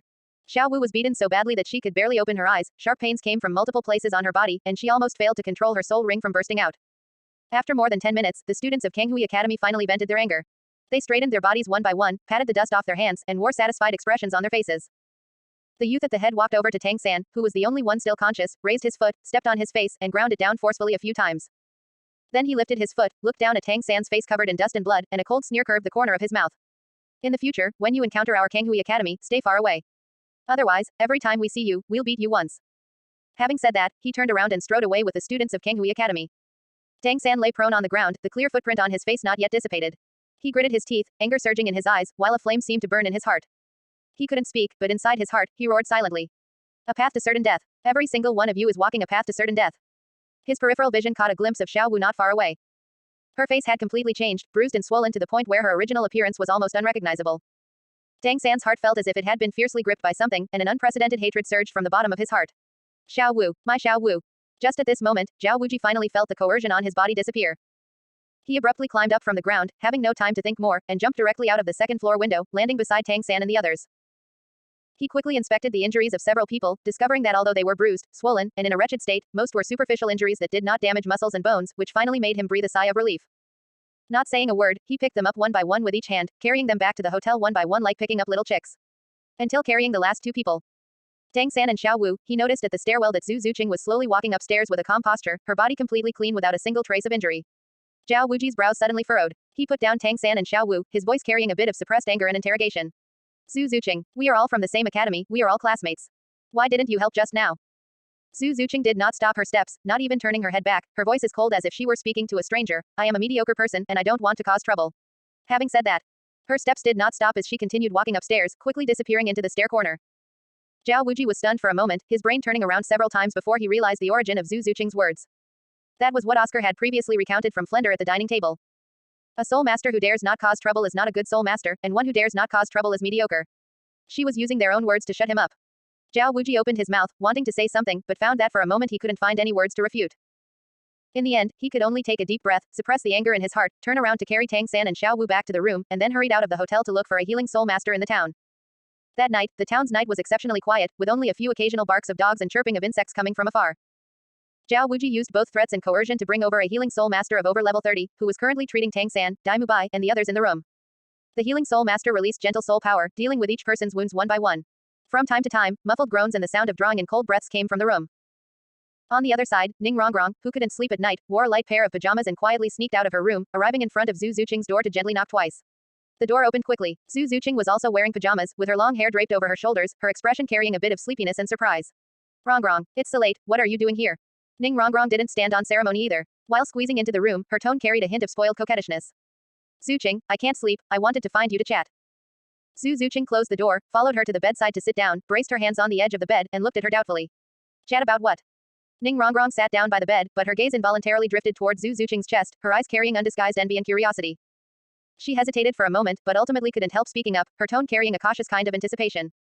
Zuqing, can you tell me, how did you grow up so big? Is there any secret recipe? Hearing this, Zhu Zuqing was stunned for a moment, then looked down at herself, and then looked up at Ning Rongrong's eager expression. Her complexion darkened slightly as she said speechlessly. Rongrong, you ran over to find me in the middle of the night just to chat about this. Ning Rongrong nodded vigorously, her eyes sparkling like a kitten waiting to be fed. Zhu Zuqing was silent for a moment, a trace of unnatural blush appearing on her face. Finally, as if making a huge determination, her voice dropped as low as a mosquito's hum. There is no secret recipe. I don't know either. Mine is natural. Hearing this, the anticipation on Ning Rongrong's face instantly collapsed, like a deflated balloon. She slumped by the bedside, full of disappointment as she said. Natural. Sigh, all right. The room was quiet for a few seconds. Zhu Zuqing's gaze suddenly fell on Ning Rongrong, as if she had discovered something incredible. Her pupils shrank slightly, and her tone carried obvious shock. Rongrong, how come you're at level 30? She remembered very clearly that when Ning Rongrong first entered school, her soul power level was even lower than hers. Only a few days had passed, how did she suddenly jump to level 30? This kind of cultivation speed was unimaginable across the entire continent. Hearing this, Ning Rongrong's face remained unperturbed. Instead, she raised her chin, her tone carrying an intentionally feigned complacency. Sigh, nothing can be done, this is talent. Zhu Zuqing glanced at her and did not continue to press the matter. She knew clearly in her heart that Ning Rongrong was not telling the truth. But she could also guess that this matter was mostly related to the boy named Xiao Yan. Chapter 92, Trash Spirit Ability. Thinking of this, Zhu Zuqing's heart suddenly stirred, as if she had caught a faint glimmer of light in the darkness. Seeing that Zhu Zuqing was not speaking, and not wanting to drag the topic back to Xiao Yan, Ning Rongrong deliberately changed the subject and asked. Zuqing, why haven't you quit Shrek Academy yet? What's so good about staying in this lousy academy? Hearing this, Zhu Zuqing was silent for a moment, looking down at her fingers, her voice full of confusion. I haven't thought it through yet. I don't know where I can go after leaving. Hearing this, Ning Rongrong's eyes suddenly lit up, and she said excitedly. Zuqing, you can join our 7 treasure glazed tile school. My dad is a very good person, and Grandpa Sword and Grandpa Gu are also very easy to talk to, they definitely won't treat you unfairly. Hearing this, Zhu Zuqing gently shook her head and rejected the proposal. Rongrong, thank you for your kindness. But I can't go. It wasn't that she wasn't tempted, nor was she unwilling to leave Shrek Academy. However, she knew very well in her heart that she was not some peerlessly talented prodigy, but merely an ordinary talented spirit master. If the Star Luo Empire really sent people to put pressure on them in the future, she dared not be sure whether the 7 treasure glazed tile school would offend a country for an outsider like her. Ning Rongrong wanted to persuade her further, but seeing Zhu Zuqing's firm expression, the words at the tip of her tongue were swallowed back, and she only sighed. All right, if you change your mind, you can come find me anytime. The two girls chatted idly for a few more sentences, and sleepiness gradually welled up, and they fell asleep leaning against each other at some point. Early the next morning, Ning Rongrong followed Xiao Yan, Kai Lin, and Du Guyan deep into the Stardow Great Forest to look for suitable spirit rings. Xiao Yan possessed powerful soul perception and found spirit beasts suitable for the two of them with almost no effort. Soon, Du Guyan successfully absorbed the spirit ring, and her level stabilized at level 55. As for Ning Rongrong, she rushed straight to level 38 in one breath.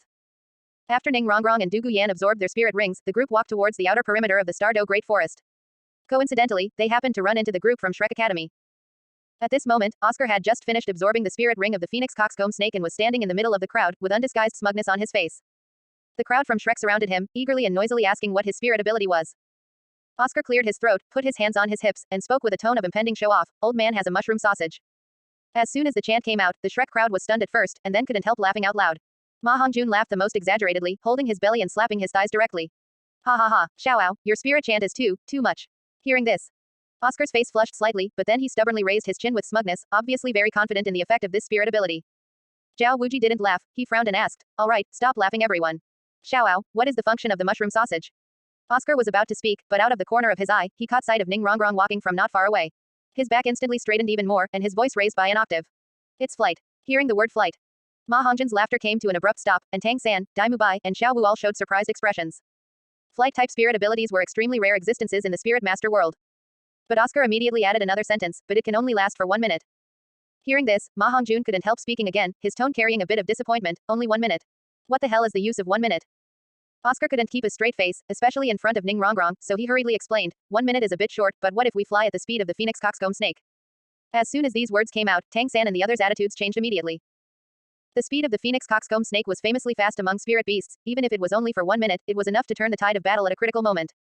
The crowd praised one after another, and even Ning Rongrong subconsciously whispered. It turns out to be a flight spirit ability, and at the speed of the phoenix coxcomb snake. Hearing Ning Rongrong's voice, as if receiving some kind of recognition, a smug smile reappeared on Oscar's face. The others from Shrek also showed expressions of shared glory. They turned their heads and smugly looked at Xiao Yan, Ning Rongrong, and the others. Right at this moment, Xiao Yan's unhurried voice sounded. Rongrong, what is there to envy about this? He glanced at Oscar, and then explained, meeting everyone's gazes.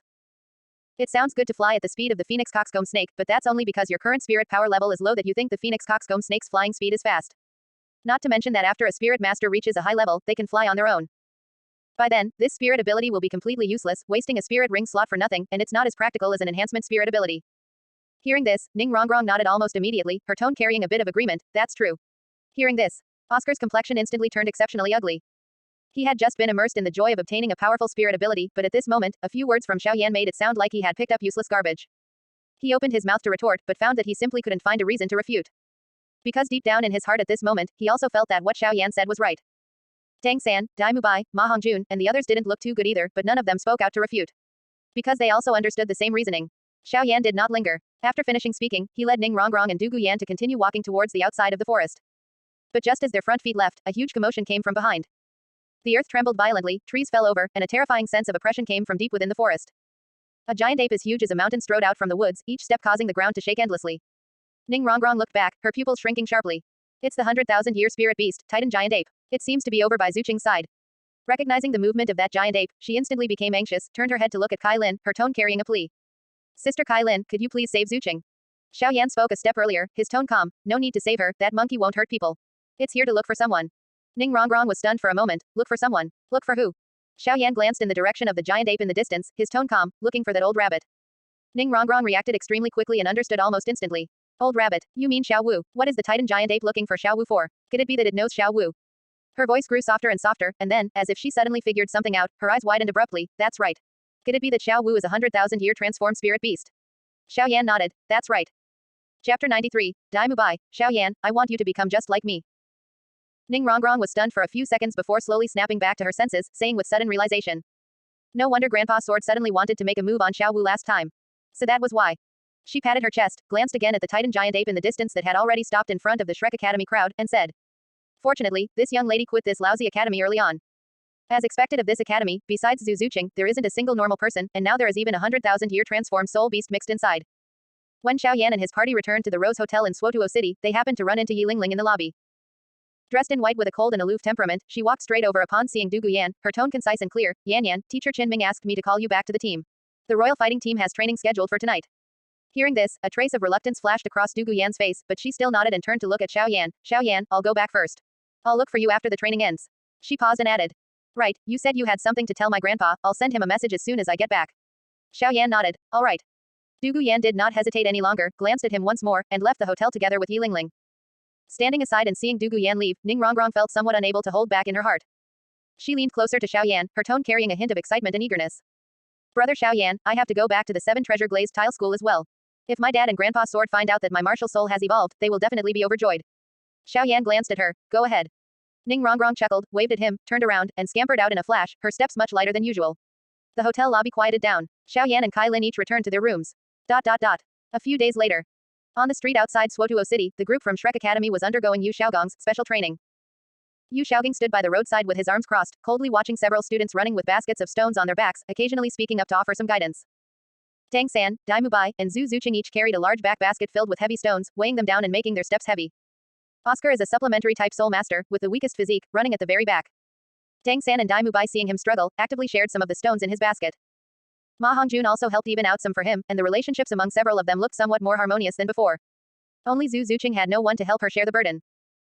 Ever since she was beaten up by the people from Kanghui Academy at the hotel entrance last time, Tang San and the others' attitude towards Zhu Zuqing had noticeably cooled down a lot. She chose to stand by idly during that battle, which in their eyes was a betrayal of the team. And Zhu Zuqing didn't care about this at all, let alone open her mouth to ask others for help. Even if Tang San and the others were willing to help her share the burden, she wouldn't accept it. She wanted to seize every opportunity that could make herself stronger, even if it was just carrying one more stone. She felt it was a tempering. The group moved forward along the street, and when passing a shop, Dai Mubai's steps suddenly paused. His gaze pierced through the shop window, falling on two familiar figures inside. Xiao Yan and Kai Lin were sitting by the window drinking tea in a casual posture, as if enjoying a rare moment of leisure. The hatred in Dai Mubai's eyes instantly surged up. He first confirmed with a glance that Ning Rongrong was not around, and a thought instantly surged up in his heart. This was the best opportunity for him to take revenge. He abruptly threw the back basket behind him onto the ground, making a muffled thud, and turned to look at Tang San, Ma Hongjun, and the others, saying, "Brothers, I want to ask you all to help me with a favor." Although his voice still carried that effeminate tone, his tone was exceptionally firm, making it impossible for people to ignore. Tang San and the others exchanged glances. Although during this period they intentionally distanced themselves from him because of Dai Mubai's changes, after all, they had fought side by side before. Seeing him like this, they still nodded one after another. "Go ahead." Dai Mubai raised his hand, pointing at the youth inside the shop. "I want you guys to help me teach him a lesson. If he hadn't fanned the flames last time, I, Dai Mubai, would never have ended up in this state today." There was an unsuppressible fury and hatred in his voice. "I must take this revenge." Tang San followed his finger and saw Xiao Yan. He was silent for a moment, then looked at the few people beside him, confirming that Ning Rongrong was indeed not around, and thus nodded, "All right." Ma Hongjun and Oscar also chimed in one after another. Although Xiao Wu was somewhat hesitant, seeing Tang San agree, she also nodded along. Thus, Dai Mubai, Tang San, and the five of them walked towards the shop, surrounding Xiao Yan and Kai Lin in the middle. Zhu Zuqing stood not far away and saw this scene. She neither stepped forward nor left, just quietly watching. She secretly made a decision in her heart. If Xiao Yan and Kai Lin were not a match for Dai Mubai and the others later, she would step in to help. Not for anything else, just hoping that Xiao Yan could help her out too, just like he helped Ning Rongrong. Xiao Yan put down his teacup, raised his eyes to look at the five people surrounding him, his tone as calm as greeting acquaintances. "It's you guys. What do you want by surrounding me?" Dai Mubai stepped forward, staring at Xiao Yan through gritted teeth. "Your name is Xiao Yan, right? If it weren't for you fanning the flames last time, how could I, Dai Mubai, have fallen to this state today? I remember this grudge. Before, you relied on that bitch Ning Rongrong's power, so I didn't make a move against you. Now that she's not here, today, I want you to become just like me." After speaking, he wasted no more words. His soul power suddenly erupted, his third soul skill White Tiger Vajra transformation instantly activated, a layer of white light covered his body surface, his muscles bulged, and his aura soared. He fiercely punched toward Xiao Yan with fierce strength, carrying a whistling wind, obviously leaving no spare effort at all. Xiao Yan didn't even lift an eyelid. But at the very moment the fist was about to fall, a black figure rushed out from the side, blocking in front of Xiao Yan and taking Dai Mubai's punch head-on with her body. Bang! Zhu Zuqing let out a muffled grunt, her body uncontrollably retreating backward several steps. Her internal organs felt as if they had been shattered, and a fishy sweetness surged up in her throat. She forcibly swallowed that mouthful of blood back down, her face slightly pale, yet she still straightened her back, blocking in front of Xiao Yan. Dai Mubai's face instantly distorted, his voice carrying shock and anger. "Zhu Zuqing. You bitch, do you know what you're doing? You're my fiancé, and yet you're helping my enemy." Zhu Zuqing ignored him, not even glancing at him, just standing silently with her back facing Dai Mubai. Looking at Zhu Zuqing's back, although Xiao Yan didn't understand why she wanted to help him, he didn't ask much either. He reached out and gently pulled her behind him, stepping forward himself to look at the five people in front of him, his tone flat. "All right, you guys come at me together." Chapter 94, Xiao Yan goes on a rampage against Tang San and the others, Flender arrives. When Dai Mubai and the others heard Xiao Yan's words, they all felt that Xiao Yan was far too arrogant. In their view, Xiao Yan was of a similar age to them, and no matter how strong he was, it was impossible for him to simultaneously block the combined forces of all five of them. After all, the five of them were geniuses and monsters, not trash. Dai Mubai sneered, "Arrogant. Since you are courting death, then I shall grant your wish. Brothers, unleash your martial souls." As his voice fell, five figures moved at the same time. Tang San made the first move. With a flip of his right hand, pitch black blue silver grass shimmering with a blue light surged out from his palm, carrying a faint, strange odor. He directly deployed his third soul skill, Spiderweb Restraint, cooperating with his second soul skill, Parasite, intending to trap Xiao Yan. However, before those blue silver grass could even touch Xiao Yan's body, they were touched by a wisp of cyan flame casually flicked out by Xiao Yan. That flame was only the size of a fingernail, yet it carried a heart-palpitating temperature. The moment the blue silver grass came into contact with it, they burned away instantly like paper meeting fire, moving so fast it was as if they were evaporating. Tang San's expression changed abruptly, his eyes filled with disbelief. His blue silver grass had actually been neutralized so easily. Even the soul skills he had attached to the blue silver grass were burned away completely along with them. On the other side, Ma Hongjin's mouth was already filled with firelight as he fiercely spat out a streak of phoenix fire line, roaring towards Xiao Yan. But that line of fire had only flown a few jong away when it suddenly seemed to lose control, violently veering off and then beginning to circle around Xiao Yan, faintly carrying a posture of submission. Ma Hongjun froze, his voice changing tune. "How is this possible? My evil fire seems to be fearing him." Xiao Wu did not hesitate. Taking advantage of the gap in Tang San and Ma Hongjin's attacks, she instantly flashed to Xiao Yan's side, raised her eyes, and deployed her charm soul skill. Those large eyes carried a strange gravitational pull, enough to make most soul masters briefly lose their minds. But she had chosen the wrong opponent. Xiao Yan did not even move, merely glancing at her indifferently. That glance held no emotion, yet it was like an invisible barrier that blocked her charm power right back. Xiao Wu only felt a violent backlash surge from her eyes. Her vision went black, her body swayed, and then it was as if all her strength had been drained, causing her to collapse directly onto the ground, unconscious. Seeing Xiao Wu pass out, Tang San's pupils abruptly constricted, and a wave of anger instantly surged into his heart. He abruptly raised his head, staring at Xiao Yan with blood-red eyes, as if he wanted to tear Xiao Yan to pieces alive. With a flip of his wrist, hidden weapons poured out from his waist towards Xiao Yan like a tidal wave. Flying knives, sleeve arrows, densely blanketing the sky as they came, every single one carrying a fierce piercing sound through the air, clearly meaning to deal a fatal blow. However, before those hidden weapons could even approach Xiao Yan, or even touch that invisible heavenly flame aura surrounding his body, they rapidly deformed and softened under the terrifying high temperature, turning into pools of scalding hot molten iron that dripped onto the ground, making a chi-chi sound and rising with wisps of white smoke. Seeing this scene, Tang San's expression changed completely. His proudest hidden weapons could not even manage to get close to the opponent. Thinking of this, he gritted his teeth, a fierce look flashing through his eyes, and reached out to take a few hair-thin, nearly transparent little needles from his waist, the dragon beard needle. This was his strongest trump card at present, and also one of the hidden weapons recorded in the mysterious Heaven Treasure record. Crafted from a special material, it was extremely difficult to defend against, specifically designed to pierce protective chi. Once it entered the body, it would cause extreme pain to a person. Go. Tang San flicked his wrist, and the 3 dragon beard needles, carrying a slight piercing sound through the air, shot towards Xiao Yan. The speed was extremely fast, almost impossible to capture with the naked eye. Xiao Yan's gaze landed on those 3 dragon beard needles, a trace of interest flashing slightly in his eyes. He retracted the heavenly flame around his body. It was not that the heavenly flame could not deal with the dragon beard needle. It was mainly because he was afraid the heavenly flame would melt this thing. Such a good item definitely should not be wasted.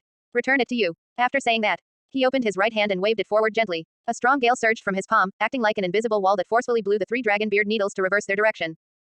Those 3 dragon beard needles paused for a split second in the air, then shot back toward Tang San at an even faster speed and with a more ferocious trajectory.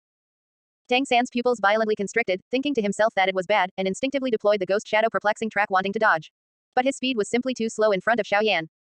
The 3 dragon beard needles sank into his body at almost the exact same instant. The next moment, Tang San's body stiffened abruptly, and a violent pain exploded from within his body. The flesh and meridians surrounding the areas pierced by the dragon beard needle began to twist and tear. And Tang San did not even have time to let out a miserable scream before his entire person was wrapped up by the aftermath of that gale, flying backward and crashing heavily into the wall behind him, producing a muffled, loud sound. Wall plaster fell in rustling showers, and Tang San's body slowly slid down to the ground, blood seeping from the corners of his mouth. Countless bones throughout his body were broken, and he had completely lost consciousness, fainting away just after Xiao Wu. The arena fell frighteningly quiet for a moment. Dai Mubai, Ma Hongjun, and Oscar stood in place, looking at Tang San and Xiao Wu lying on the ground, and then looking at Xiao Yan, their expressions uglier than the last. Ma Hongjun's lips trembled slightly, his voice carrying obvious fear. Boss Dai, Oscar, run quickly. Go find Dean Flender.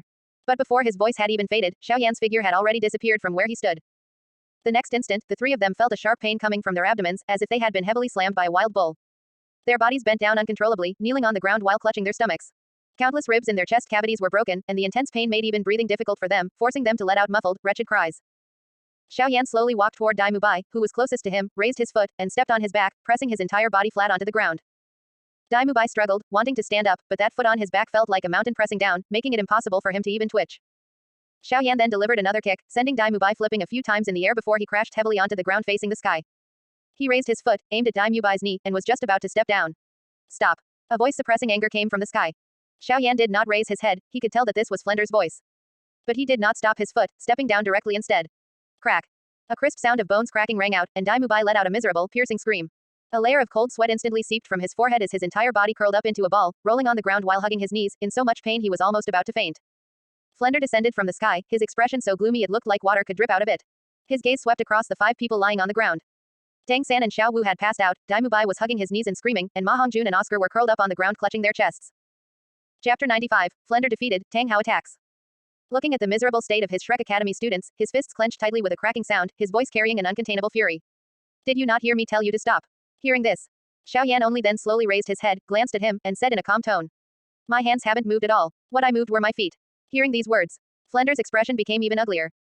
He took a deep breath, his gaze falling on Dai Mubai's already crushed knee, and then looking at the miserable state of Tang San and Xiao Wu, his anger nearly breaking through his rationality.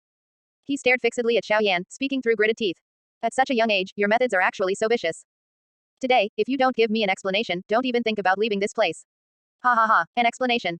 Xiao Yan glanced at the few people lying horizontally and vertically on the ground, then looked back at Flender. It was clearly your students who took the initiative to look for trouble with me, blocking and making a move. Not killing them is already giving you face. And now you come to me asking for an explanation. Flender's face was ashen, but he also knew that what Xiao Yan said was indeed a fact. He had seen the whole process from afar earlier. Indeed, Dai Mubai had made the move first, and Tang San, Ma Hongjun, and the others had surrounded and attacked first. But as the headmaster of Shrek Academy, it was impossible for him to watch indifferently as his students were beaten into such a state. Regardless of who made the move first, Flender said in a low voice. You attacked too heavily, you must give me an explanation. Hearing this, Xiao Yan shook his head, too lazy to talk nonsense with him anymore. There is no explanation. If you want to fight, then let's fight. Flender's pupils shrank slightly. He did not speak again, and the soul power around his body suddenly erupted. The strength of a level 78 agility attack system Soul Master was released without reservation at this moment. With his cat owl martial soul possessing him, a pair of brownish-gray wings unfolded behind his back, instantly boosting his speed to a level almost impossible for the naked eye to capture.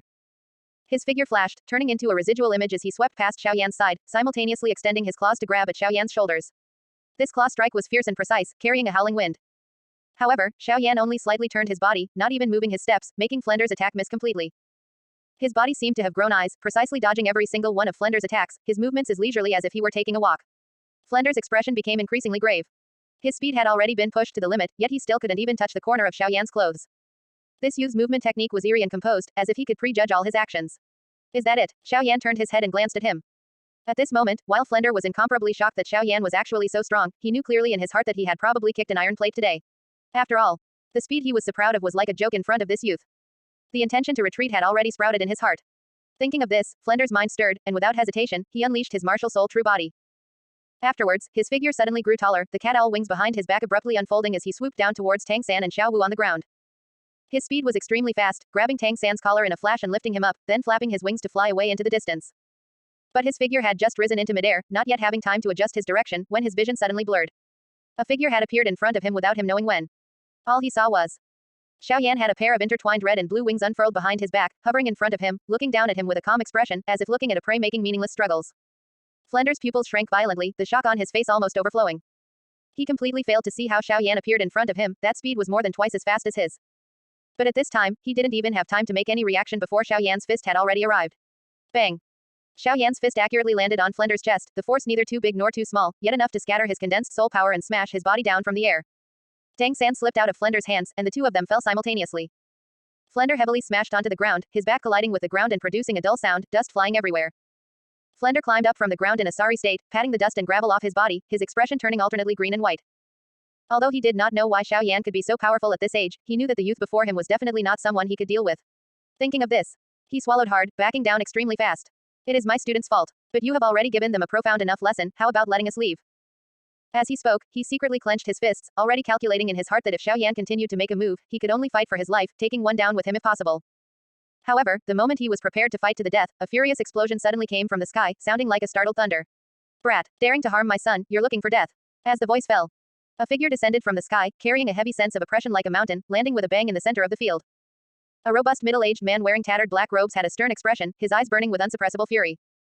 With a flip of his right hand, a gigantic black heavy hammer appeared in his palm, the hammer body pitch black as ink, with dim light patterns flowing over it, emitting a palpitating aura. It was precisely Tang Hao. Upon seeing Tang Hao's figure, Flender was stunned for a moment, then a wild joy of, heaven does not destroy me, surfaced on his face, and he couldn't help laughing out loud. Ha ha ha. This person has come. Brat, let's see what you do. Tang Hao ignored Flender, only lowering his head to glance at Tang San's injuries on the ground. Although many bones were broken, there was no danger to his life, which made him breathe a slight sigh of relief. He turned his head, his gaze falling on Xiao Yan like a knife, his voice low. Flender, stop talking nonsense. Take them to heal their injuries. Leave this brat to me. Hearing this, Flender did not dare to delay, hurriedly unleashing his martial soul.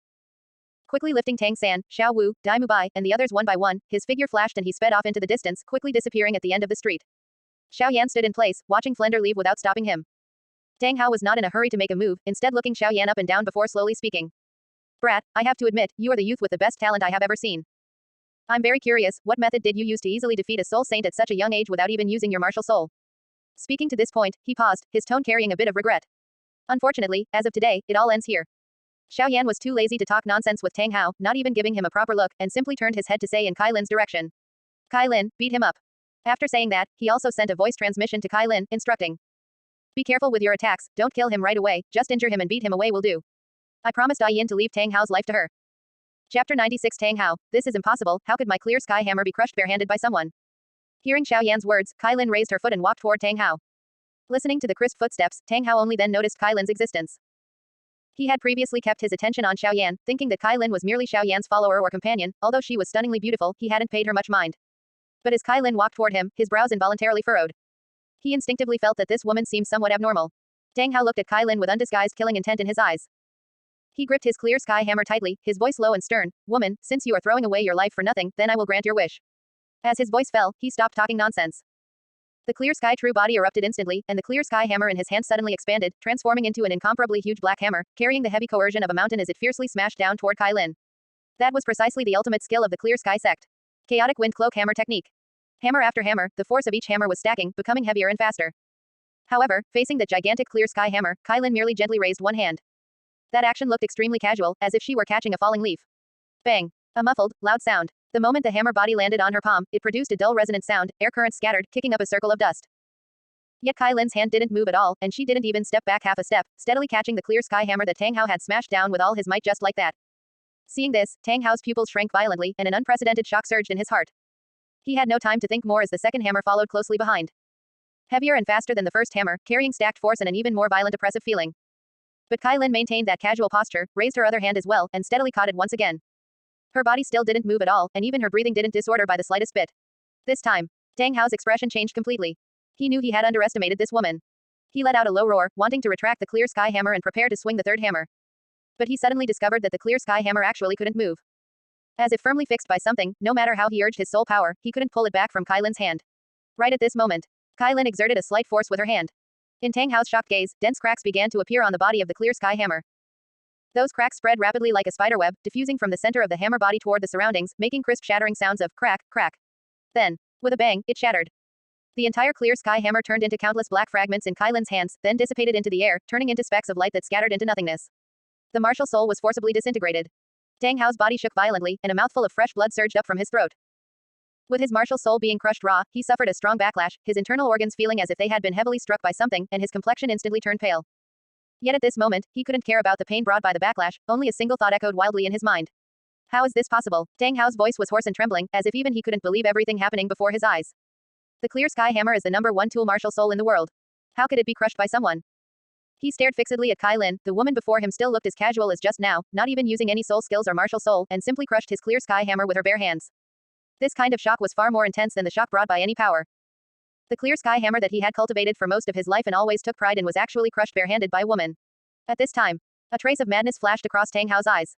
He clenched his teeth fiercely, urging his soul power once again to recondense the clear sky hammer in his hand. But his movements didn't have the slightest hesitation, instead, an even more blazing fighting spirit and resolution burned in his eyes. I don't believe it. He let out a low roar and directly used his strongest trump card. Ring detonation. 9 soul rings lit up sequentially beneath his feet, and that red streak, representing a 100,000-year soul ring, then violently exploded, transforming into surges of majestic soul power that poured into his body. His aura surged to an unprecedented height in that instant. He raised the clear sky hammer, gathering all his strength, and unleashed what could almost be called the strongest strike of his life toward Kai Lin. This time, Kai Lin seemed to have had enough fun. Facing the clear sky hammer that Tang Hao smashed down with all his gathered soul power, she didn't even wait for the hammer to fall, directly taking the initiative to meet it head-on. Punching out with a single blow. Her fist was wrapped in a layer of faint 7-colored light. It didn't look flashy, but it carried an indescribable sense of power. The moment her fist collided with the clear sky hammer, there was no earth-shattering loud noise, only a muffled shattering sound. The clear sky hammer in Tang Hao's hand was like paper, from the hammer head to the handle, crack after crack spread rapidly, and then it shattered explosively once again, turning into countless black light dots that dissipated in the air. Tang Hao's body shook violently, a mouthful of blood spewed out, and his whole body staggered backward several steps as if all his strength had been drained. He raised his head, the look he cast at Kai Lin filled with shock and disbelief. But this time he didn't hesitate any longer, without even having time to recondense the clear sky hammer, he turned around and flashed away into the distance. Kai Lin stood in place, not even intending to chase him, only looking at his receding back, shaking her hand gently, her tone carrying a bit of faint disgust. He certainly runs fast. Xiao Yan stood in place, looking at the direction where Tang Hao disappeared, making an estimation in his heart. This time, Kai Lin shattered his martial soul twice, coupled with the backlash brought by his forcible ring detonation, as well as the chronic injuries he had accumulated in his body for many years. It's going to give Tang Hao a really hard time. His cultivation realm might even drop. Standing not far away, Zhu Zuqing witnessed the entire process, her eyes wide open, unable to snap back to her senses for a long time. When she initially saw Xiao Yan easily crushing Tang San and Ma Hongjun and the others, it was already enough to shock her. Yet she didn't expect that even Flender, a 78th rank agility attribute soul saint, had no power to fight back before Xiao Yan. What was even more unbelievable to her was that the woman in colorful dress who had quietly followed by Xiao Yan's side could so easily defeat the legendary Clear Sky Duluo. That titled Duluo who was renowned throughout the entire continent. Her mind was in complete chaos. Not until Xiao Yan walked up in front of her did she snap out of it. Xiao Yan looked at her, his tone carrying a trace of puzzlement. Right, aren't you a student of Shrek? Why did you help me just now? Zhu Zuqing was silent for a moment, raised her head, and looked straight into Xiao Yan's eyes, her voice not loud yet carrying a rare firmness and earnestness. I want to become stronger, and I want you to help me. Chapter 97, The Ruthless Tang San. The next day, inside Shrek Academy, the injured Dai Mubai and the others had successively woken up. Under the full treatment of the healing soul master whom Flender had brought at a heavy price, Dai Mubai's broken bones had been set. Although he still limped slightly when walking, at least he no longer needed anyone to support him. Ma Hongjun and Oscar's injuries were not too heavy to begin with, and after a round of treatment, they had recovered 70 or 80%. Although Xiao Wu's face was still somewhat pale, the sequelae of the charm backlash were also slowly fading. Only Tang San, though awake, still wore an obvious expression of pain on his face, his brows tightly furrowed, and a layer of fine cold sweat oozing from his forehead. Xiao Wu was the first to discover his abnormality, and she hurriedly stepped forward, asking in an anxious tone. Third brother, what is wrong with you? Why do you look in such pain? Weren't your injuries already healed? Yu Xiaogang also walked over quickly, crouched by Tang San's bedside, carefully examined his complexion, and asked with a frown. Little San, what on earth is wrong with you? Where else are you feeling uncomfortable? Tang San did not answer immediately. Instead, he gritted his teeth and slowly lifted the robe over his abdomen. Seen at his lower abdomen, a patch of skin was noticeably protruding, as if something was curled up inside, bulging into a small pouch. The area around that skin had already turned dark red with bruised blood, looking shocking to the eye. Enduring the pain, Tang San explained in a low voice. It is the dragon beard needle. After those 3 dragon beard needles entered my body, because they lost soul power support, they have curled back up into small spherical shapes. They are stuck between my meridians and muscles, unable to be discharged on their own, nor is there any way to force them out with soul power. Hearing this, Yu Xiaogang's expression changed drastically. Then is there any way to take them out? We surely cannot just let this thing stay inside his body forever, right? Inside the room, Oscar also leaned over. He was not unfamiliar with the dragon beard needle. Back when Tang San first joined Shrek Academy, he had used this thing to launch a sneak attack on Zhao Wuji. He thought for a moment and spoke. Grandmaster, you do not need to worry too much either. This dragon beard needle is Tang San's own hidden weapon to begin with, he definitely has a way to take it out. As long as it is taken out, eating a few of my restoration big sausages will allow him to recover as before. Hearing this, Yu Xiaogang's expression eased slightly. Just as he was about to speak, he saw Tang San shake his head, his tone carrying a hint of heaviness. If it were at the very moment they entered my body, I could still use a special technique to take them out. But now too much time has passed, and they have already stuck together with my flesh and blood. If we want to take them out, there is only one way. Yu Xiaogang's heart tightened upon hearing this. What way? Tang San fell silent for a moment with a gloomy face, his voice carrying a hint of hoverseness. Cut off that entire piece of flesh along with the curled muscles and tendons, otherwise, these 3 dragon beard needles will forever remain inside my body, continuously causing pain. As soon as these words were spoken, the room instantly fell silent. Oscar and Ma Hongjun exchanged glances, and a sentence simultaneously popped up in their hearts. Ning Rongrong said he is a villain who uses sinister means, she truly did not deceive me. They finally understood why Ning Rongrong's evaluation of Tang San was so poor back then. A person who could use such sinister methods, could they possibly be any kind of good and virtuous person? But none of them dared to speak these words aloud, for fear of being resented by Tang San. Soon, Dai Mubai and the others were persuaded to go outside. Only Yu Xiaogang, Flender, and Tang San remained in the room. Even Xiao Wu, who wanted to stay and accompany him, was persuaded to go outside by Tang San under the pretext of, afraid of frightening you. After everyone left, Tang San took out a short blade from his storage ring. The blade gleamed with a cold light and looked extremely sharp. He handed the knife to Yu Xiaogang, his tone calm yet carrying a hint of resoluteness. Teacher, do it. Yu Xiaogang did not take the knife. Instead, he clenched his fists, his face carrying struggle and unbearable reluctance. Little San, you are my disciple, I cannot bring myself to do this. Tang San did not force him and handed the short blade to Flender instead. Director Flender, then I will have to trouble you. Flender took the short blade, held it in his hand, tried a few times but still never made a move. It was not that he truly could not bring himself to do it. He was worried about Tang Hao. He had indeed witnessed Tang Hao's unreasonableness. In case Tang Hao thought he was abusing his son and turned around to carve a few pieces of flesh off his body as well, he would certainly not be able to endure that. Tang San waited for a moment. Seeing that neither of them had any intention of doing it, he sighed inwardly, reached out, and took back the short blade from Flender's hand. Then I will still do it myself. Having said that, Tang San was ruthless to others, and even more ruthless to himself. He did not give the two of them time to react. Taking a deep breath, the short blade accurately fell. The blade cut open skin and flesh, and fresh blood gushed out. Tang San clenched his teeth tightly, the veins on his forehead bulging, yet he stubbornly did not let out a single shout. He began to scoop out the flesh and blood entwined by the dragon beard needles knife by knife, his movements resolute and precise, as if he had already practiced it countless times before. Until the last piece of flesh and blood entwined by the dragon beard needle was dug out, Tang San could finally hold on no longer. The short blade in his hand dropped to the ground with a clatter, and his entire body directly fell backward, fainting completely. Yu Xiaogang's expression changed drastically, and he hurriedly stepped forward to support Tang San, turning his head to say anxiously to Flender. Hurry and go find little Oscar for a restoration big sausage. Then invite back the healing soul master from last night. Hurry. ... A few days later, the injuries of the people at Shrek Academy had completely recovered, and even Tang San had recovered as before. Although a ferocious scar still remained on his lower abdomen, for him, this kind of superficial trauma was nothing. At least those 3 dragon beard needles had been taken out from his body and would no longer cause continuous torture. At this moment, Tang San, Dai Mubai, Xiao Wu, and the other 5 were all standing on the academy playground, with Yu Xiaogang and Flender standing in front of them. The sunlight was nice, but the atmosphere was not relaxed at all. Yu Xiaogang swept his gaze around the people present, his brows suddenly furrowing, and his tone carried a bit of displeasure and questioning. Did I not tell all of you to assemble? Where is Zhu Zuqing? Why has she not come? Dai Mubai was the first who could not help but speak, his effeminate voice carrying obvious disgust. That bitch is not worthy of staying in Shrek Academy. She actually helped our enemies and stood on Xiao Yan's side. Xiao Wu hesitated for a moment, but still raised her hand, her voice not loud yet clearly entering everyone's ears. Director, last night Zhu Zuqing found me and said she decided to quit Shrek Academy, asking me to pass the message to you. Hearing this, Dai Mubai's expression became even gloomier, and he cursed once more, this bitch. Flender stood to the side, remaining silent for a very long time without speaking. No particular emotion could be seen on his face, but his clasped hands exerted a slight force, and his fingertips turned somewhat white. First Ning Rongrong, and now Zhu Zuqing, how much longer could his Shrek Academy hold on? But Yu Xiaogang was completely enraged, and he suddenly turned his head to look at Flender. Chapter 98, Dai Mubai, your fiancé is so tender. Flender, how on earth do you even function as the headmaster? First you let Ning Rongrong of the 7 Treasure Glazed Tile School run away, and now you've let Zhu Zuqing run away, someone who can perform a martial soul fusion technique with Dai Mubai. Do you know what this means for our upcoming plans? Shrek Academy wasn't even qualified to participate in the Advanced Soul Master Academy Elite Tournament to begin with, and now we don't even have enough people to participate. How are we supposed to enter? His voice grew louder and louder, clearly showing that he was truly furious.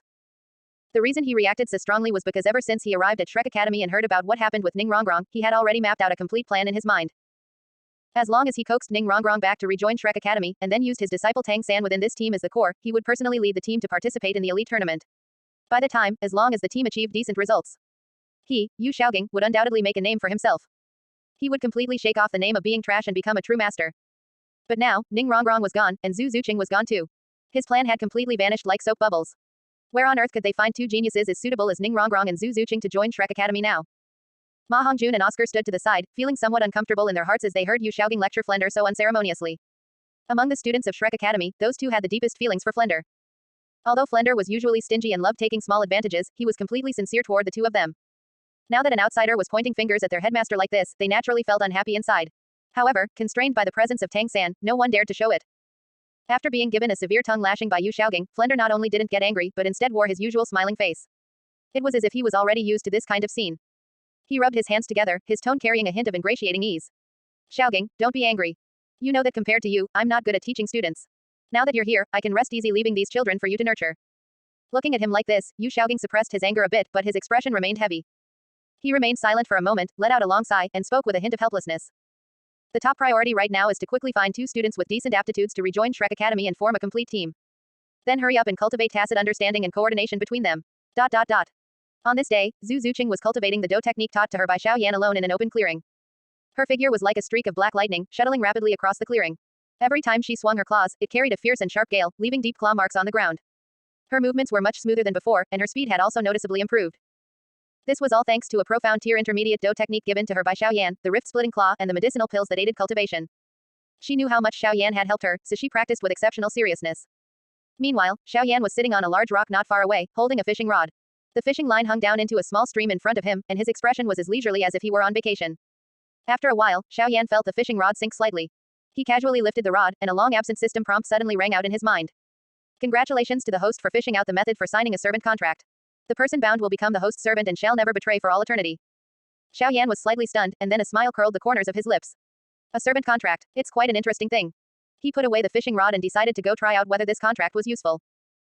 Immediately afterwards, wings spread behind his back, and he flew into the sky, searching for a suitable experimental subject near Swotuo City.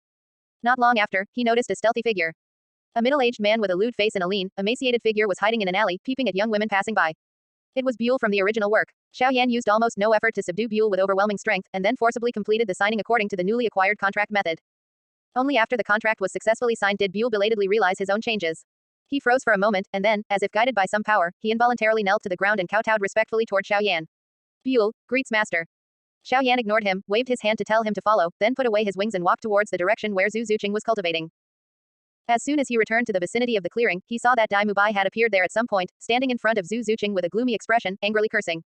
Zhu Zuqing, you bitch. Do you think leaving Shrek Academy changes anything? Our engagement is set in stone. Your life and mine are bound together. Even if I'm crippled now, don't even think about getting rid of me. Just as Zhu Zuqing was about to speak, Xiao Yan's figure suddenly descended from the sky, landing between the two of them. The moment Dai Mubai saw Xiao Yan, his entire person seemed to be choked by the neck. The words at the tip of his tongue were abruptly swallowed back, and his face turned somewhat pale. The reason he had dared to step forward and scold Zhu Zuqing just now was because he found that there was no one else around her. Yet he never expected Xiao Yan to appear so suddenly. Xiao Yan glanced at Dai Mubai's cowardly yet hateful appearance, and suddenly his playful nature surged. He reached out, grabbed Zhu Zuqing's slender, willow-like waist, and gently pulled her into his arms. He lowered his head to glance at Zhu Zuqing in his arms, then raised his head to look at Dai Mubai, a teasing smile hanging on the corners of his mouth. Dai Mubai, I have to say, your fiancé is so tender. I like it. Although Zhu Zuqing was not like the Lich King Ning Rongrong, she could still understand Xiao Yan's ambiguous words. Her face instantly turned completely red. She didn't expect Xiao Yan to use her to anger Dai Mubai. Clearly nothing had ever happened between her and Xiao Yan, yet this action right now was already the most intimate contact between her and Xiao Yan. But she did not explain, nor did she expose Xiao Yan's bluff. Because she knew she owed Xiao Yan too much, the miraculous cultivation method, the powerful dough technique, and the medicinal pills that made her martial soul evolve. None of these were things she could measure with anything, she simply couldn't repay him. Not to mention Xiao Yan holding her like this right now, even if Xiao Yan wanted her. At this moment, Dai Mubai's complexion had turned completely dark. He stared fixedly at Xiao Yan's hand resting on Zhu Zuqing's waist, his lips trembling slightly, and the veins on his forehead bulging one by one. But remembering Xiao Yan's strength that day, he stubbornly didn't even dare to utter a single harsh word. Seeing this, Xiao Yan intentionally rubbed Zhu Zuqing's waist again, and deliberately continued. Dai Mubai, since you're crippled now, I've worked so hard and laboriously to satisfy your fiancé for you. Shouldn't you say thank you to me? Chapter 99, Xiao Yan, hurry up, say thank you. Hearing this, Dai Mubai almost thought he had misheard. He had lost his symbol of manhood indirectly because of Xiao Yan, and now Xiao Yan was embracing his fiancé right in front of him, yet still telling him to say thank you. Where in this world was there such logic? Unable to endure it any longer, he clenched his fists and was just about to risk his life fighting, when Xiao Yan suddenly raised his hand and slapped him across the air. Slap. With a crisp sound of a slap, a clear palm print instantly appeared on Dai Mubai's face. Xiao Yan's voice was casual yet domineering. Hurry up, say thank you. I don't want to say it a second time. That slap directly blew away the courage Dai Mubai had just mustered up.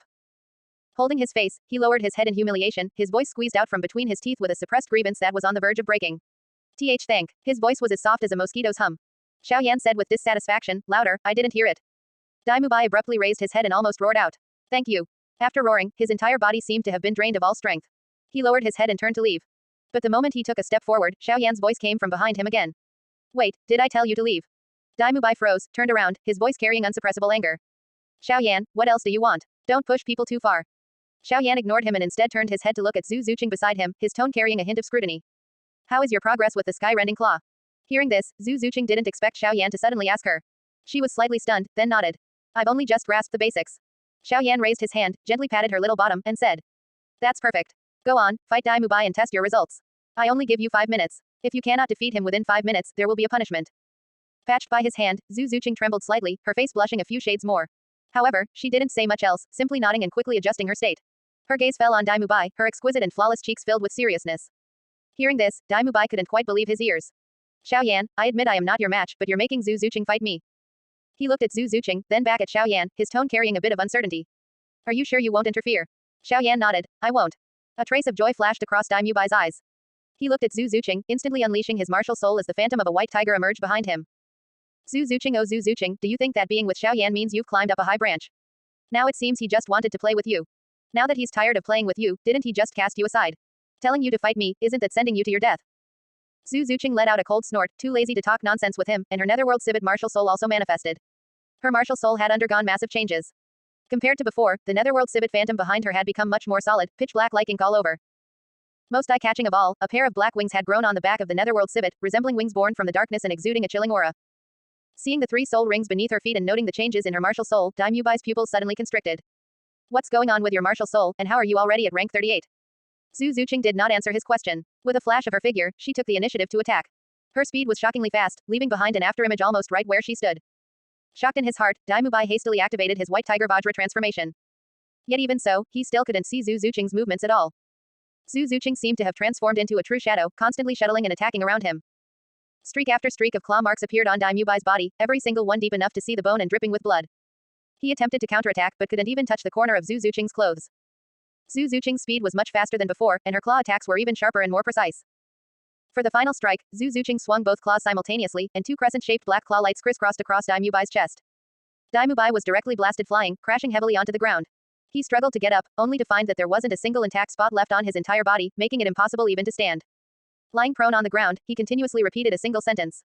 How is this possible? How is this possible? Xiao Yan and Zhu Zuqing didn't look at him anymore and turned to leave the clearing. After the 2 left, a wretched figure quietly appeared at the edge of the clearing. Buell walked towards Dai Mubai lying on the ground, a malicious smile on his face. Hearing the movement, Dai Mubai struggled to raise his head. Seeing Buell's wretched face, a wave of terror surged in his heart. Who are you? What are you going to do?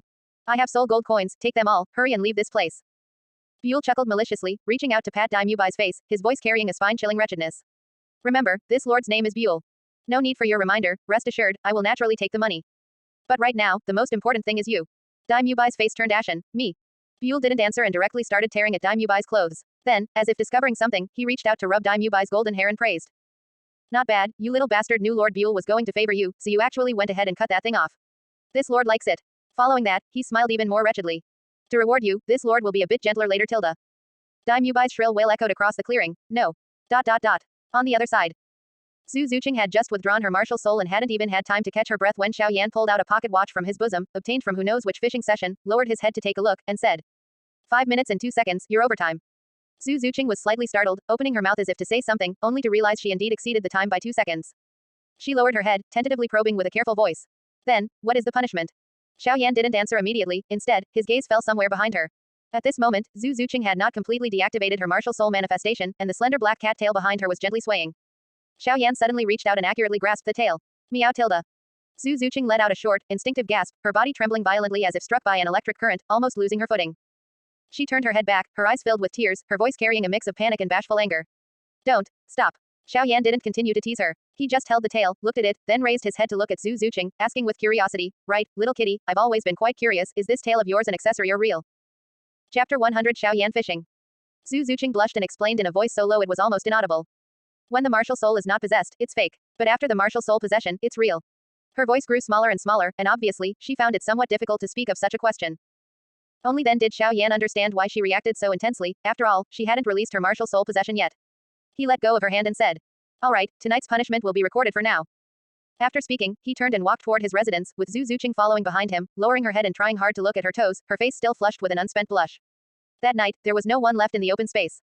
Dai Mubai lay on the ground for a long time. Until the pain on his body eased slightly, he forced himself to stand up and walk step by step toward a nearby pond. He needed to wash up and clean away all the traces on his body.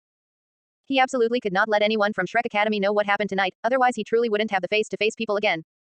He washed by the pond for a long time before returning to Shrek Academy with a body full of moisture and an awkward gait.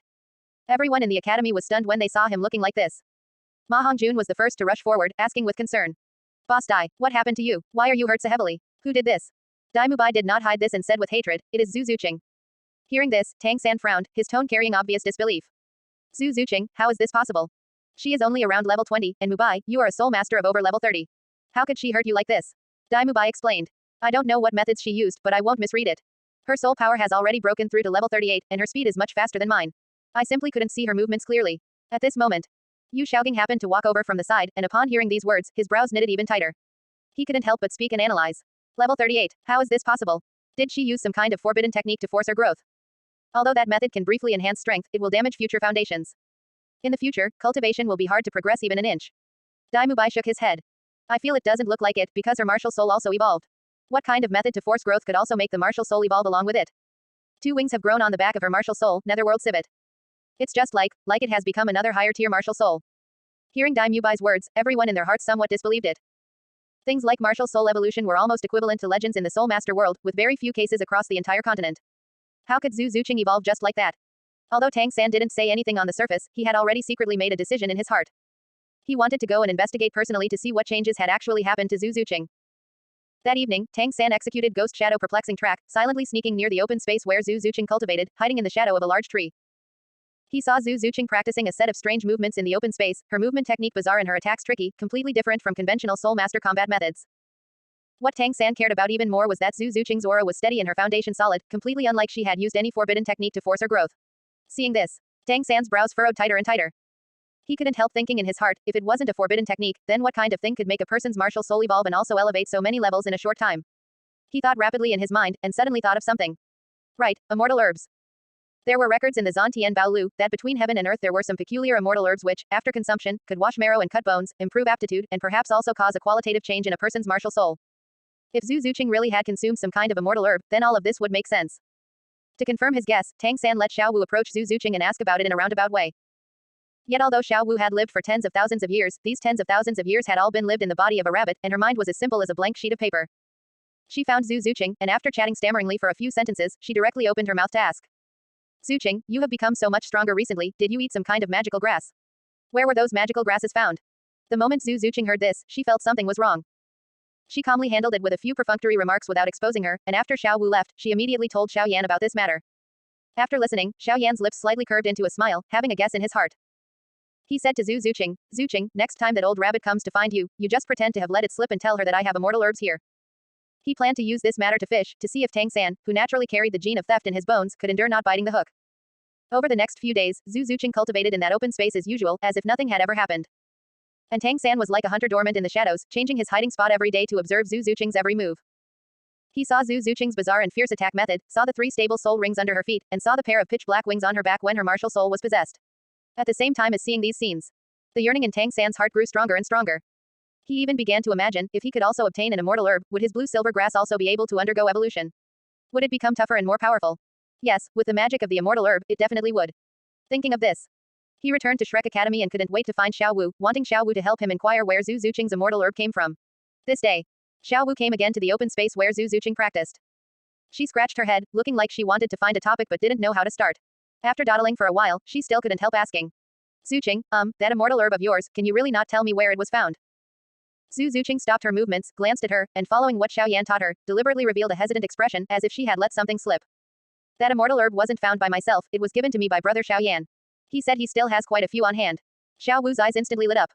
Zhu Zuqing acted as if she suddenly realized she had said too much, and hurriedly waved her hands. I just got lucky. Just pretend you never heard it. Make sure not to tell anyone else. After speaking, she turned around to continue her cultivation, ignoring Xiao Wu completely. Xiao Wu, however, acting as if she had picked up some incredible piece of news, ran back to Shrek Academy quickly and told Tang San everything about this matter. After listening, Tang San was silent for a very long time.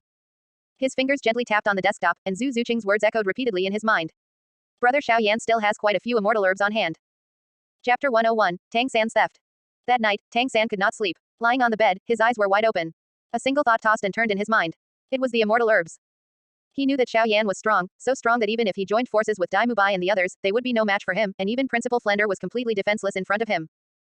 He also knew that stealing from Xiao Yan was tantamount to walking on the edge of a blade, a slight carelessness would result in being smashed to pieces. Yet whenever he thought of the miraculous efficacy of the immortal herbs, he could not persuade himself to give up. He could not even help thinking to himself. The reason Xiao Yan possessed such terrifying strength at this age must be because he had consumed some kind of immortal herb. Otherwise, how could a youth of a similar age to him be strong to this extent? Precisely because of this, for the next few days, Tang San had no mood to participate in Yu Xiaogong's training. He perfunctorily completed his daily training, then silently came to a large tree opposite the Rose Hotel, hiding behind the dense leaves, and observed the window of Xiao Yan's room from afar with the purple demon eye.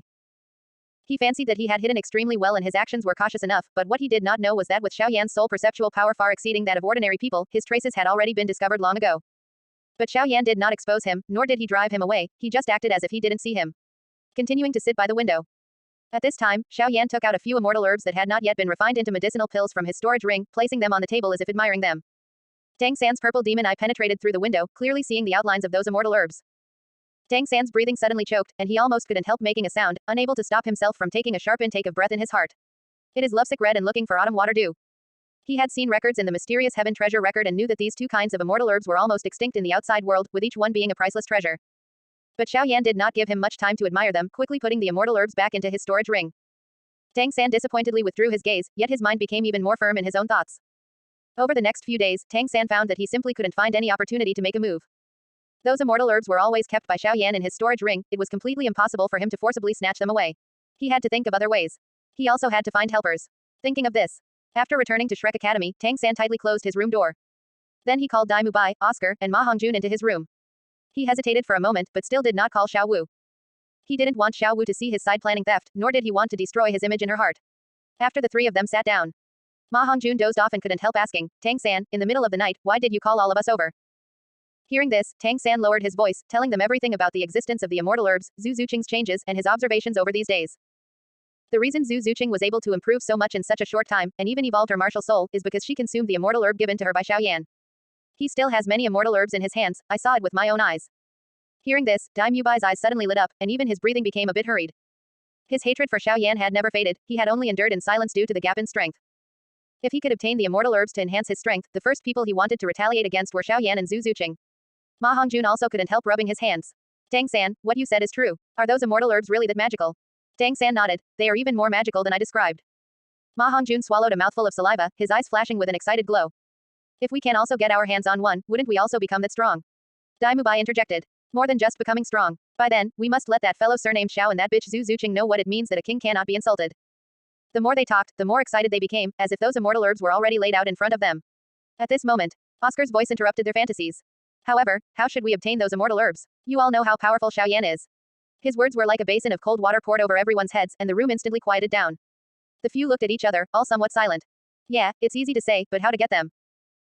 Just like everyone knew that the Stardow Great Forest had 100,000-year soul beasts, and 100,000-year soul beasts had 100,000-year soul rings and 100,000-year soul bones, but how many people dared to go get them? Tang San slowly spoke. It doesn't matter, although we are no match for Xiao Yan. But I already have a plan. As long as we have patience, it is impossible for him to keep the immortal herbs in the storage ring forever. As long as he takes them out, we can cooperate with each other and take them away by taking advantage of the opportunity. Moreover, opportunities can also be artificially created. By then, it depends on whether we can seize it. This day, Xiao Yan sat by the window, leisurely drinking a cup of tea, his gaze seemingly casually sweeping past the outside of the window. His sole perceptual power had long clearly captured the movement on the opposite large tree. He found that not only Tang San, but Dai Mubai and Oscar had also come. Even Ma Hongjun in the street was there. The four of them fancied that no one noticed, but they didn't know that from the moment they approached, they had already been seen clearly by Xiao Yan. Xiao Yan put down the teacup, the corners of his mouth slightly curving into an imperceptible arc. The bait had been cast for so long, it was time to haul in the net. He stood up and took out a few immortal herbs from the storage ring. At this time, he felt a small stone thrown at the window by Ma Hongjun, and then Ma Hongjun quickly hid into the crowd on the street. He intentionally pretended to be attracted, casually placing a few immortal herbs on the tabletop, then pushed open the window, his figure flashing, and flew out from the window, skimming toward the distance. As soon as Xiao Yan left on his front foot, Tang San's figure leapt down from the big tree like a ghost, executing the ghost shadow perplexing track with a speed so fast that it almost left an afterimage in the air. He climbed through the window into Xiao Yan's room, his gaze instantly falling upon those immortal herbs on the table. They were just placed casually on the table like they were waiting for him to come and take them. Tang San forcibly suppressed the excitement in his heart, reaching out his hand to cautiously pick up one herb, then picked up another, his heartbeat so fast it felt like it was about to jump out of his chest. He was just preparing to turn and leave when he suddenly heard a voice carrying a bit of mockery from behind. Stealing, is that how Shrek Academy taught you? Tang San's body suddenly stiffened, his movements pausing in place. He slowly turned around, only to see that Xiao Yan had returned to the windowsill at some point, with his arms crossed over his chest, leaning against the window frame and looking at him with a half smile. Tang San's pupils contracted slightly, but the thing he loathed most in his heart was others using the word steal to describe him. Gripping those immortal herbs without letting go, he instead stubbornly and unreasonably retorted. I don't call this stealing. Immortal herbs are inherently spiritual objects of heaven and earth, ownerless items, whoever finds them gets them. You are not the true owner of the immortal herbs either, why can't I take them? Chapter 102, Extracting Tang San's Blue Silver Emperor Bloodline. Xiao Yan was not surprised that Tang San could utter such indiscriminate words. He didn't bother wasting words with Tang San either. His figure flashed. In the next instant, a hand accompanied by fierce wind slapped directly toward Tang San's cheek. Tang San's pupils constricted, and he instinctively wanted to execute Ghost Shadow perplexing track to dodge. However, Xiao Yan's speed was simply too fast. By the time his body barely reacted, that palm had already landed solidly on his left cheek. Slap. An extremely crisp sound of a slap echoed in the room.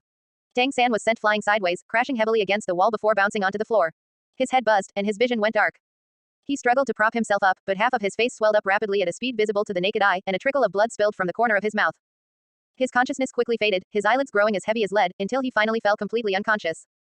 Xiao Yan stood in place, glancing at Tang San, who was still tightly clutching a few immortal herbs in his hand. With a flick of his wrist, he pulled the immortal herbs from those stiff fingers and stashed them into his storage ring. He then looked down at the unconscious Tang San lying on the ground. Ah Yin, he called out. Just as his voice fell, the air in the room gently rippled. A warm light and shadow slowly emerged from within Xiao Yan's body, quickly condensing into the figure of a woman. The moment Ah Yin appeared, she first bowed respectfully to Xiao Yan. Master. Immediately after, as her gaze fell upon Tang San lying unconscious on the ground with his right face badly swollen, intense hatred and fury instantly surged in her gentle eyes, and her voice turned cold. Master, why is this vile creature here? Xiao Yan did not answer her question, but instead spoke directly. Ah Yin, do you have a way to extract the Blue Silver Emperor bloodline from within Tang San? Hearing this, Ah Yin was stunned for a moment, then her eyes suddenly lit up. She nodded heavily without any hesitation. Of course I do, Master. The Blue Silver Emperor bloodline in this vile creature originally came from me. Reclaiming it couldn't be simpler. At this point, she paused and asked with excitement. Master, do you mean, you want Ah Yin to reclaim the Blue Silver Emperor bloodline from this vile creature? Xiao Yan nodded. That's right. Upon receiving confirmation, the corners of Ah Yin's lips curved slightly into a cold smile. She didn't say another word. Lifting her right hand, several thick blue silver vines suddenly surged from her palm. A faint radiance flickered across the surface of the vines. Sharp-tipped, they quickly extended toward Tang San on the ground. Suddenly, those vines plunged sharply into Tang San's body. Even in his unconscious state, Tang San twitched violently, his brows furrowing tightly, his lips quivering slightly. He seemed to want to let out a painful groan, but with his consciousness still asleep, he could only emit a few muffled grunts. Ah Yin closed her eyes slightly, her hand loosely clenched, as the vines plunged into Tang San's body began to vibrate faintly. Like straws, they began extracting the power belonging to the blue-silver emperor bloodline from within Tang San, bit by bit. Light blue streams of light flowed slowly along the vines, surging continuously from Tang San's body into Yin's palm. The light grew brighter and brighter, while Tang San's face turned pale at a visible rate, his skin even taking on an unhealthy grayish cast. His brows knitted tighter and tighter as his body trembled continuously in his coma. Cold sweat soaked his clothes, and his lips gradually lost all color. Seeing this, Yin felt not the slightest bit of pity, instead, her delicate face was full of vindication. After a while, her hand suddenly tightened, and the vines gave a sharp yank. The last surge of light blue light was completely extracted from Tang San's body, converging in Yin's palm and turning into a warm, translucent orb of light. As the last trace of bloodline was drained away, Tang San's body went completely limp, lying softly on the ground as if his bones and sinews had been removed, his breathing faint. Yin retracted the vines, looking down at the warm light orb in her palm. She then turned and presented it to Xiaoyan with both hands. Master, the blue-silver emperor bloodline has been completely extracted. Xiaoyan glanced at the sphere of light, then glanced at Tang San on the ground. Absorb it. This was originally your bloodline. Hearing this, Yin nodded and absorbed the light orb into her body. On the other side. At the exact same moment Tang San was slapped unconscious by Xiaoyan and Yin began extracting the blue-silver emperor bloodline. Three figures were running frantically in the night along the street outside the Rose Hotel. Ma Hongjun ran at the very front, his chubby face filled with anxiety. Gasping heavily as he ran, he turned back to shout at the two behind him. Hurry up. I saw Xiaoyan go back to his room with my own eyes just now, and Tang San is still inside. He definitely ran into Xiaoyan. Oscar's face was pale, his footsteps staggering, and his voice trembled. Then what do we do? With Xiaoyan's strength, if Tang San faces him alone. Before Oscar could finish speaking, Dai Mubai interrupted in his soft, feminine voice. Don't panic yet. Let's go find the dean first. What's the use of finding the dean? Ma Hongjun couldn't help but refute. Boss Dai, did you forget? Last time in front of Xiaoyan, the dean didn't even have the chance to fight back. Then what do you suggest? Just the three of us going back to risk our lives against Xiaoyan. How is that any different from seeking death? Oscar spoke up to break up their argument. Boss Dai, fatty, stop arguing. Regardless of whether finding the dean will help, we at least have to let him know about this. Tang San's life is what matters. Let's get back to the academy first. Hearing this, the three exchanged looks, wasted no more words, and buried their heads as they sprinted toward Shrek Academy. Very soon. Out of breath, the three rushed through the gates of Shrek Academy. Arriving in front of Flender's door. Ma Hongjun didn't bother knocking and slammed the door open, saying, Dean, bad news. Something happened. Inside the room, Flender was sitting behind a table with Yu Xiaogang sitting opposite him, as if they were discussing something. Seeing Ma Hongjun drenched in sweat and pale-faced rushing in, followed by Dai Mubai and Oscar. Flender frowned, set down his teacup, and couldn't help but scold them. Instead of helping with recruitment, why are you three running around in a panic? Ma Hongjun caught his breath, bending over with hands resting on his knees as sweat trickled down his chubby face. He raised his head and said urgently, It's bad, Dean, hurry and save Tang San. Flender's expression suddenly changed, and he was about to ask further. However, Yu Xiaogang beside him reacted even faster. The instant he heard the name, Tang San, he jolted right up out of his chair. In a single stride, he rushed up to Ma Hongjun and grabbed him by the collar with both hands, using so much force he nearly lifted Ma Hongjun's chubby body off the ground. Save Little San. What happened to Little San? Speak clearly, hurry. Chapter 103. Headmaster, Master, hurry up and save Tang San. Being treated so roughly by Yu Xiaogang, Ma Hongjun's collar choked his neck in pain, and a wave of dissatisfaction instantly welled up in his heart. He was losing face to some extent. He was just about to flare up. But when he looked up and saw Yu Xiaogang's near hysterical expression, and considering Flender's face, he still forcefully suppressed the unhappiness in his heart and did not flare up. He only frowned, struggled a bit, and explained in a hurried tone. Tang San, he was caught by Xiaoyan. As soon as Flender heard the two words, Xiaoyan, his pupils shrank violently, his expression changed drastically, and he exclaimed almost blurting out. You mean, Xiaoyan is still alive. How is this possible? Flender did not know about the time Dai Mubai was severely beaten by Zhu Zuqing last time. In his cognition, last time Xiaoyan faced Tang Hao. And what kind of person was Tang Hao? Clear Sky Du Luo, the fierce man who hammered the former Pope of Spirit Hall to death. He naturally assumed that Xiaoyan was already dead. Hearing abruptly that Xiaoyan was still alive at this moment, he only felt a chill rush straight from the soles of his feet to his crown, and he was so shocked that even his voice went out of tune. Ma Hongjun nodded hard. Xiaoyan has always been alive, headmaster. He has been living in the Rose Hotel these days, and we can see him every day. How could he possibly die? Getting a definite reply, monstrous waves surged in Flender's heart. How could Xiaoyan still be alive? By what means on earth did he escape from under the hands of Clear Sky Du Luo Tang Hao? Beyond shock, another question immediately welled up in his heart. Then why did Xiaoyan capture Tang San? How did Tang San provoke him? As soon as these words were asked, the expressions of the three people, Ma Hongjun, Dai Mubai, and Oscar, instantly became settled. The three looked at each other, taking glances at one another, their lips tightly shut and their eyes flickering, and no one was willing to speak first. After all, stealing things was really not glorious to speak of. What's more, they were not only insiders but also participants. Seeing the three of them like this, Flender's face darkened, and his voice also sank. Speak, you guys, are you all mute? What on earth happened? Explain it to me clearly. For a moment, the room fell into a brief silence. At this time, Yu Xiaogang suddenly spoke. Flender, what time is it now? Is it really that important why that Xiaoyan captured Little San? The most important thing now is to go save someone. Whatever you have to say, wait until Little San is rescued before talking. Hearing this, Flender suddenly snapped back to his senses and replied repeatedly, right, save people first. With that, he grabbed the outer robe draped over the back of the chair and strode towards the door. Yu Xiaogang followed closely behind with an iron blue face, his footsteps so hurried that he was almost trotting. Seeing this, Dai Mubai, Oscar, and Ma Hongjun also hurriedly followed. As the group of 5 rushed out of the office door, they collided head-on with a small figure. Xiao Wu was stumbling over from the other end of the corridor, her little face pale, her eye sockets red, and tears swirling in her eyes, looking just like she had just cried. She grabbed Flender's arm, her voice carrying a crying tone and anxiety. Headmaster, master, please hurry up and save Tang San. I just saw unintentionally that Xiao Yan. He brought Tang San, right at the entrance of our Shrek Academy. Hearing this, the group immediately rushed towards the academy gate. At the same time, outside the gate of Shrek Academy, a few rows of people stood sparsely. These people were all students applying for enrollment and their parents. The reason for recruiting students at this time was because of the withdrawal of Ning Rongrong and Zhu Zucheng. Flender came up with this method to see if he could trick 2 geniuses into make up the quota. And at this moment, a teenager queuing in the middle of the line complained in a low voice to his father beside him. Father, are you out of your mind? This is a Spirit Master Academy, isn't this too shabby? Even the private school in our village is more imposing than this. The boy's father was a slightly plump middle-aged man wearing a semi-new silk robe. Hearing this, he hurriedly pulled his son's sleeve and comforted him in a lowered voice. Don't worry, I've asked around. Although this Shrek Academy looks a bit dilapidated, it is said that upon graduation, one can be directly ennobled as an Empire Viscount. This is a great stroke of luck, don't miss the opportunity just because the storefront doesn't look good. Hearing this, the boy calmed down a little and curled his lips. Reluctantly suppressing the disgust in his eyes, he cast his gaze back to the front of the enrollment team. However, the situation at the very front of the team was not smooth. A plainly dressed father was arguing with Li Yusong, who was in charge of admissions, with a flushed face. His voice grew louder and louder, causing the surrounding waiting parents and children to look sideways one after another. What on earth is going on with your academy? My child does not meet the recruitment conditions, then you should at least refund the application fee to me. 10 soul gold coins is not a small amount, I saved it for more than half a year. That father had a hoarse voice with obvious anger and unwillingness on his face. One hand tightly pulled the head-bowed child beside him, while the other hand clenched an empty money bag. Li Yusong sat behind the admission desk, holding a cup of tea in his hand, his expression on his face indifferent without a trace of temperature. Hearing this, he only lifted his eyelids and said in a tone without any ripples. Once registered, no refunds will be given. Hearing this, that father's face instantly flushed even redder, and his voice trembled with anger. You guys are clearly scamming money. It's one thing for the academy to be dilapidated, but now you're still hoarding the application fee and not returning it. Does your Shrek Academy make any sense at all? These words were like a fuse, instantly igniting the long pent-up resentment around. The parents of the few failed children who were originally just watching also chimed in, their voices rising one after another. Exactly, my child also paid the money, and it's not refunded even if they didn't pass the test. Isn't this scamming people? Where is there such an academy? If they don't pass the test, money should be refunded, it's only natural. I see, this lousy academy is simply swindling money under the guise of graduation ennoblement. The crowd became noisier and fiercer, and a few daring parents even began to squeeze forward, seeing that the scene was about to get out of control. Li Yusong's face sank, he let out a cold snort, and without saying any more nonsense, directly released his martial soul. A metal long staff glowing with silver all over appeared in his hand. Shortly after, 6 soul rings slowly rotated around his body, emitting deep soul power fluctuations, like an invisible mountain pressing down on everyone's heads. The clamor came to an abrupt halt. The expressions of those parents who were just shouting for a refund changed uniformly. Opening their mouths, they couldn't say a single word, and their bodies subconsciously stepped back 2 steps. The relatives of the rejected applicants who had joined in the shouting instantly quieted down as if their throats had been pinched. A spirit emperor powerhouse.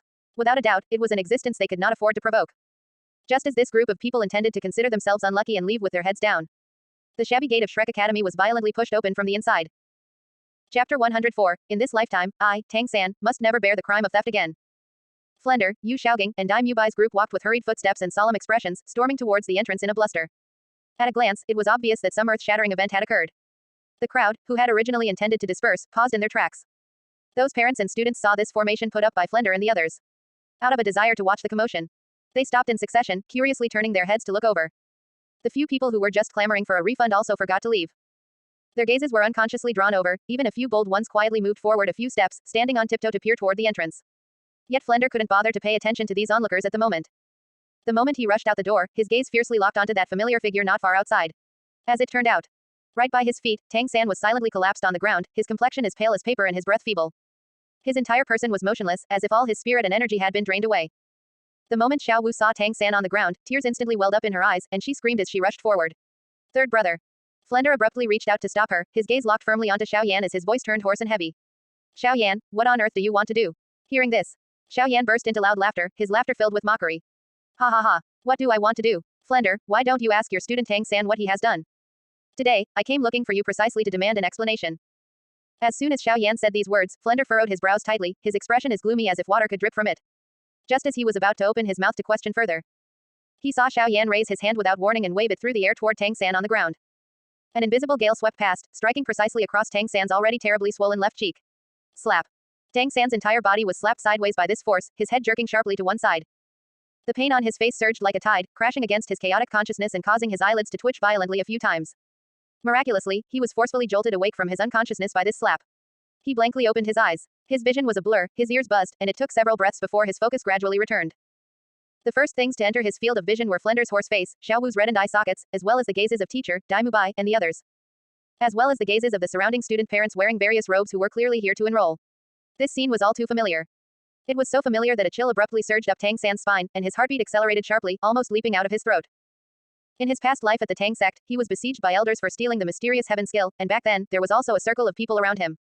The scene at this moment overlapped with the images in his memory. Piercing fiercely into his chest like an invisible sharp blade, tightening his throat and making his scalp tingle. Flender's deep voice came from above. Tang San, what on earth have you done?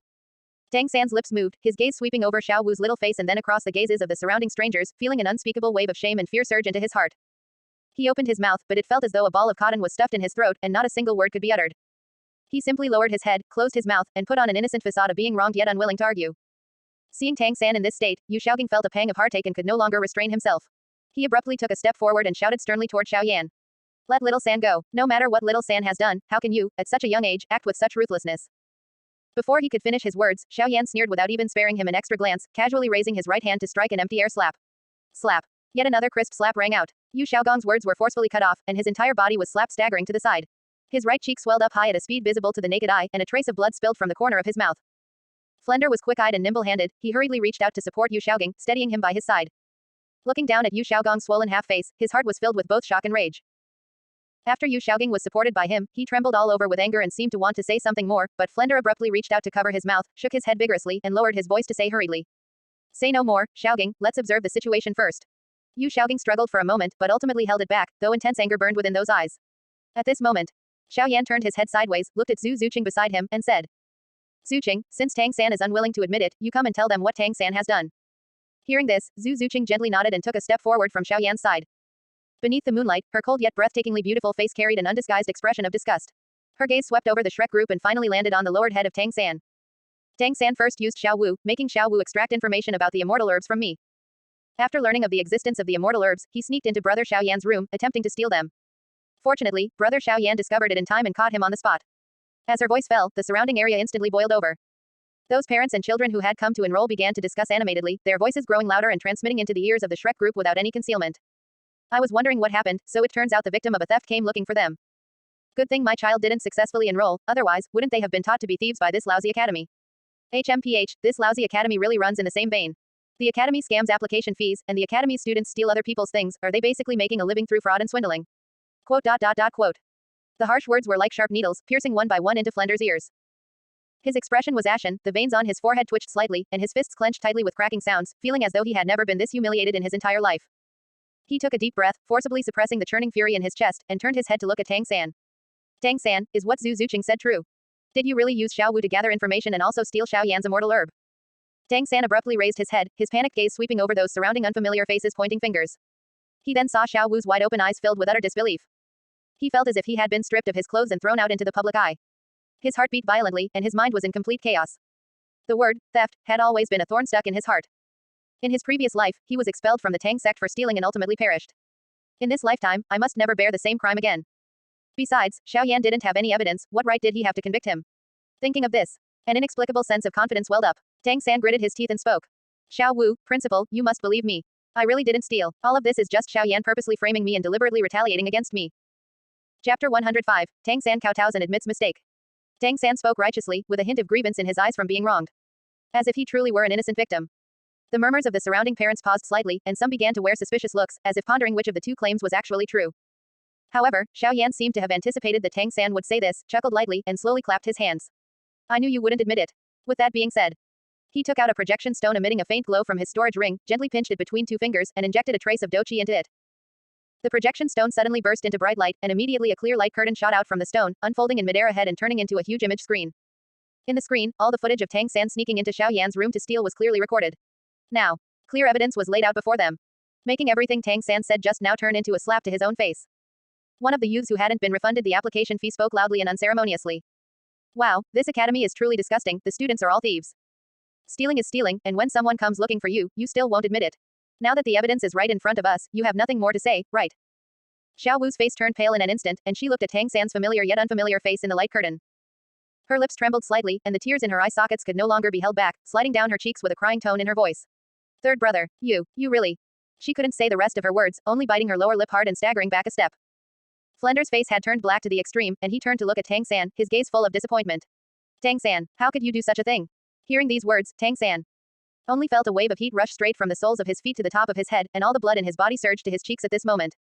He lowered his head, his gaze staring fixedly at the ground, not daring to look at anyone.